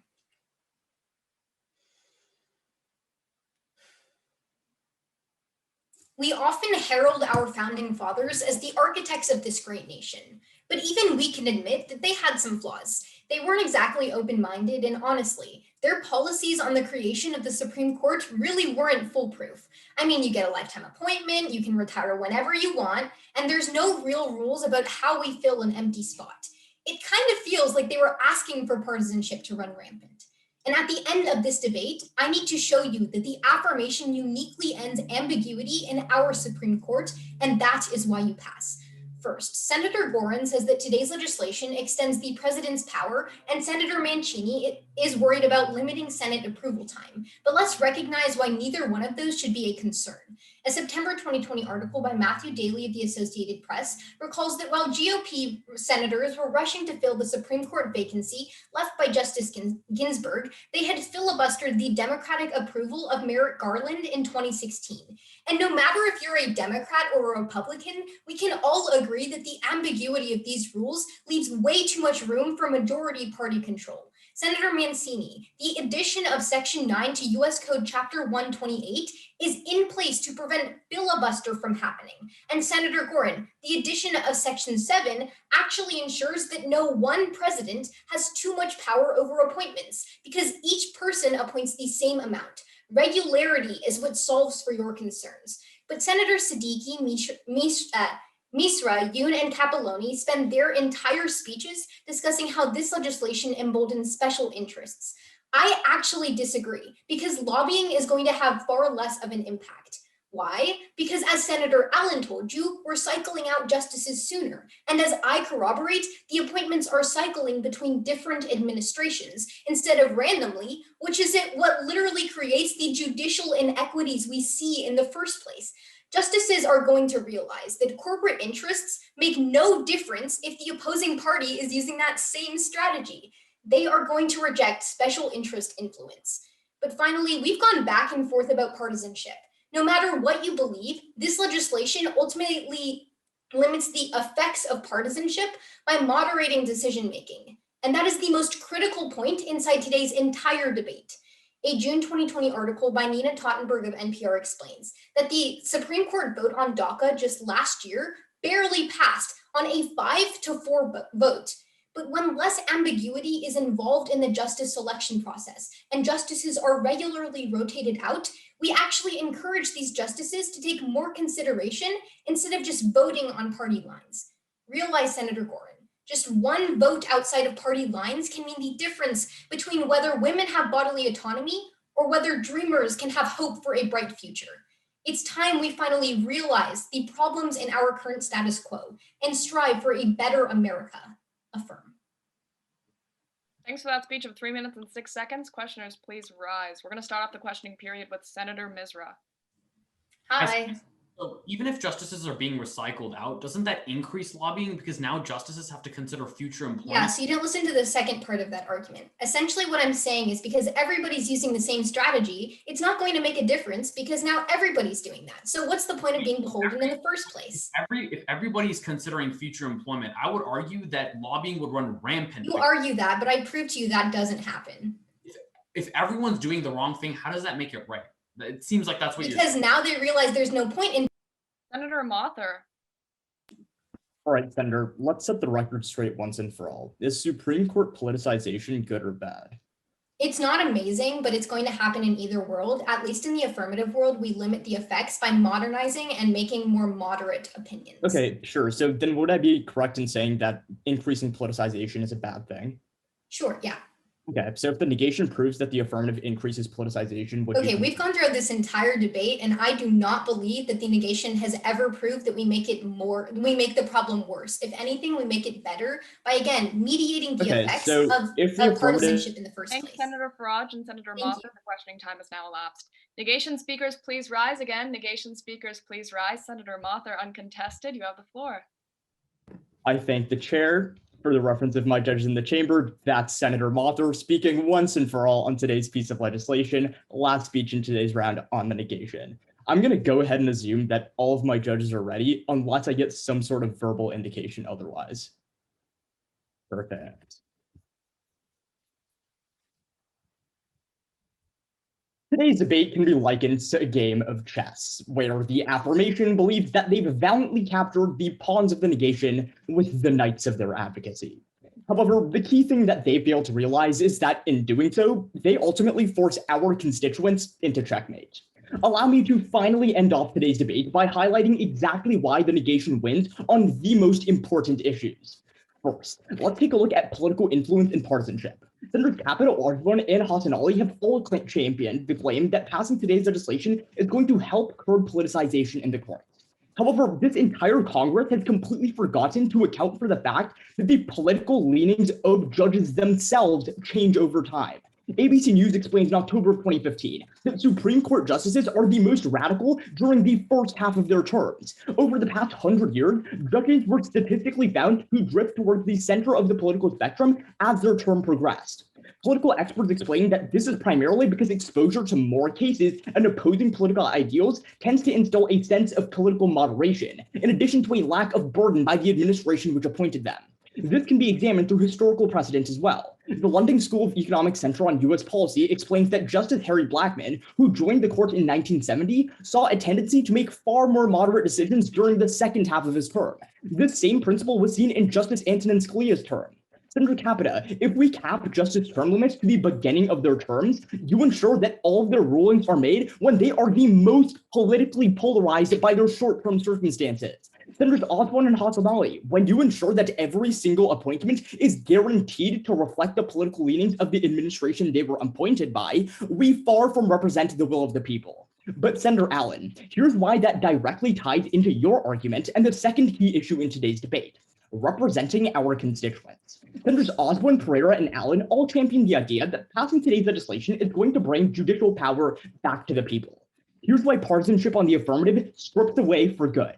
The Cato Institute explains in September of 2020 that imagine a scenario in which a GOP-controlled Senate blocks a Democratic president's 2025 and 2027 nominations. A Republican president is then elected in 2028, and the Senate confirms 4 nominees in 2029 and 2039 to serve the regular 18-year terms as well as the 2 empty seats. This could happen in every single cycle of divided government, Senator Farage, especially in today's political climate, and would only exacerbate the politicization of the confirmation process, all while increasing the stakes and corporate interests, Senators Osborne and Gu. But here's why that connects right back to representing our constituents. Richard Hassan at the Annual Review of Political Science writes in 2019 that increasing political polarization to more than it already is would exacerbate societal distrust of court decisions. And senators, it's evident that for these reasons, the affirmative argument simply holds no ground. The negation wins by checkmate. Thanks for that speech of 3 minutes and 2 seconds. Questioners, please rise. We'll start off the questioning period with Senator Farage. Hi, so all you literally proved was that moderation happens over time when I proved that moderation happens right away. So how is your point even unique? Right, because the problem is it's been historically proven over the past 100 years that as justices are exposed to more Okay, but Supreme still, Court how is it cases, unique? it's unique because when you pass today's legislation, you restrict every single justice ruling to the time Okay, where so they're the we most make it more politicized. short term, but then we also make them more moderate, right? No, because the problem is you cut out the part where they actually become Senator Gu. You say that it takes decades for justices to become more moderate. Why not force them to stay up to date immediately with term limits?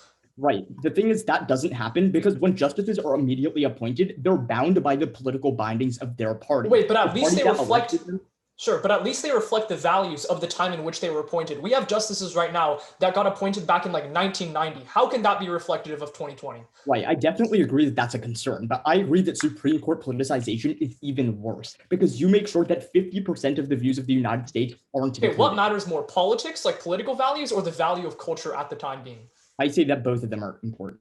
Thanks, Senator Mothra and Senator Gu. The questioning time has elapsed. Senator Allen, is that a motion? Yeah, seeing as we've exhausted both pieces of legislation for today's docket in today's session, and everyone has now spoken at least once, I move to orders of the day. That's not an official California state motion, but I will. Okay, then I move to previous question. My apologies. Is there a second? Second. Awesome. All those in favor, please raise your placard. I'm going to assume unanimous consent. I don't think you guys want to sit here for another 8 minutes. So we will now move to vote on today's piece of legislation. Remember that because this is an amendment, we will need a 2/3 vote. So it might be a little harder for this bill to pass, but we'll see. Those who wish to. Point of order. Yeah. Okay, so it actually says it's a bill. So Oh, it's a simple bill. majority. Yeah. Okay, we'll need a simple majority then. We're good to go. Those who wish to vote on the affirmative of today's piece of legislation, please raise your placard. All right, I count. When I call your name, you can put down your placard. Senator Picciotto, 1. Senator Farage, 2. Senator Pereira, 3. Senator Osborne, 4. Senator Gu, 5. Senator Allen, 6. Senator Capita, 7. Senator Hassan Ali, 8. All right, we got 8 on the F. Those who wish to vote on the negation, please raise your placard. Same process. Senator Mothra, 1. Senator Misra, 2. Senator Capelloni, 3. Senator Yoon, 4. Senator Gorin, 5. Senator Siddiqui, 6. Senator Mancini, 7. That means we have no oppositions. Today's piece of legislation does pass on a simple majority. We got right through the margin. Congratulations to the author of today's piece of legislation. Senator Farage, is that a motion? I move to finally adjourn. All right, we're going to need a second on that one. Any seconds? Second. Awesome. All those in favor? Fantastic. Thank you guys for making the past 45 minutes super fun. We have a 15% Congress approval rating, but the 15 of you made it super fun and exciting. So I think we did a little better than actual Congress. Make sure you vote for your best PO, whether that be PO Acosta, or if you think I did the best job, that's up to you. Judges, I'm not sure if you can leave just yet. You might want to wait for a confirmation from Tab, but I think I speak for the entire chamber when I say thank you all for judging. We appreciate you sitting through an hour and a half of teenagers talking about the Supreme Court. A quick round of applause for our second PO. And then also a quick round of applause for yourselves and then also the judges, because like Presiding Officer Eisner said, just sat through a long round of Congress. And I know they get longer as the day goes. And everyone should be very proud of themselves, no matter what the results are. So great job, everyone.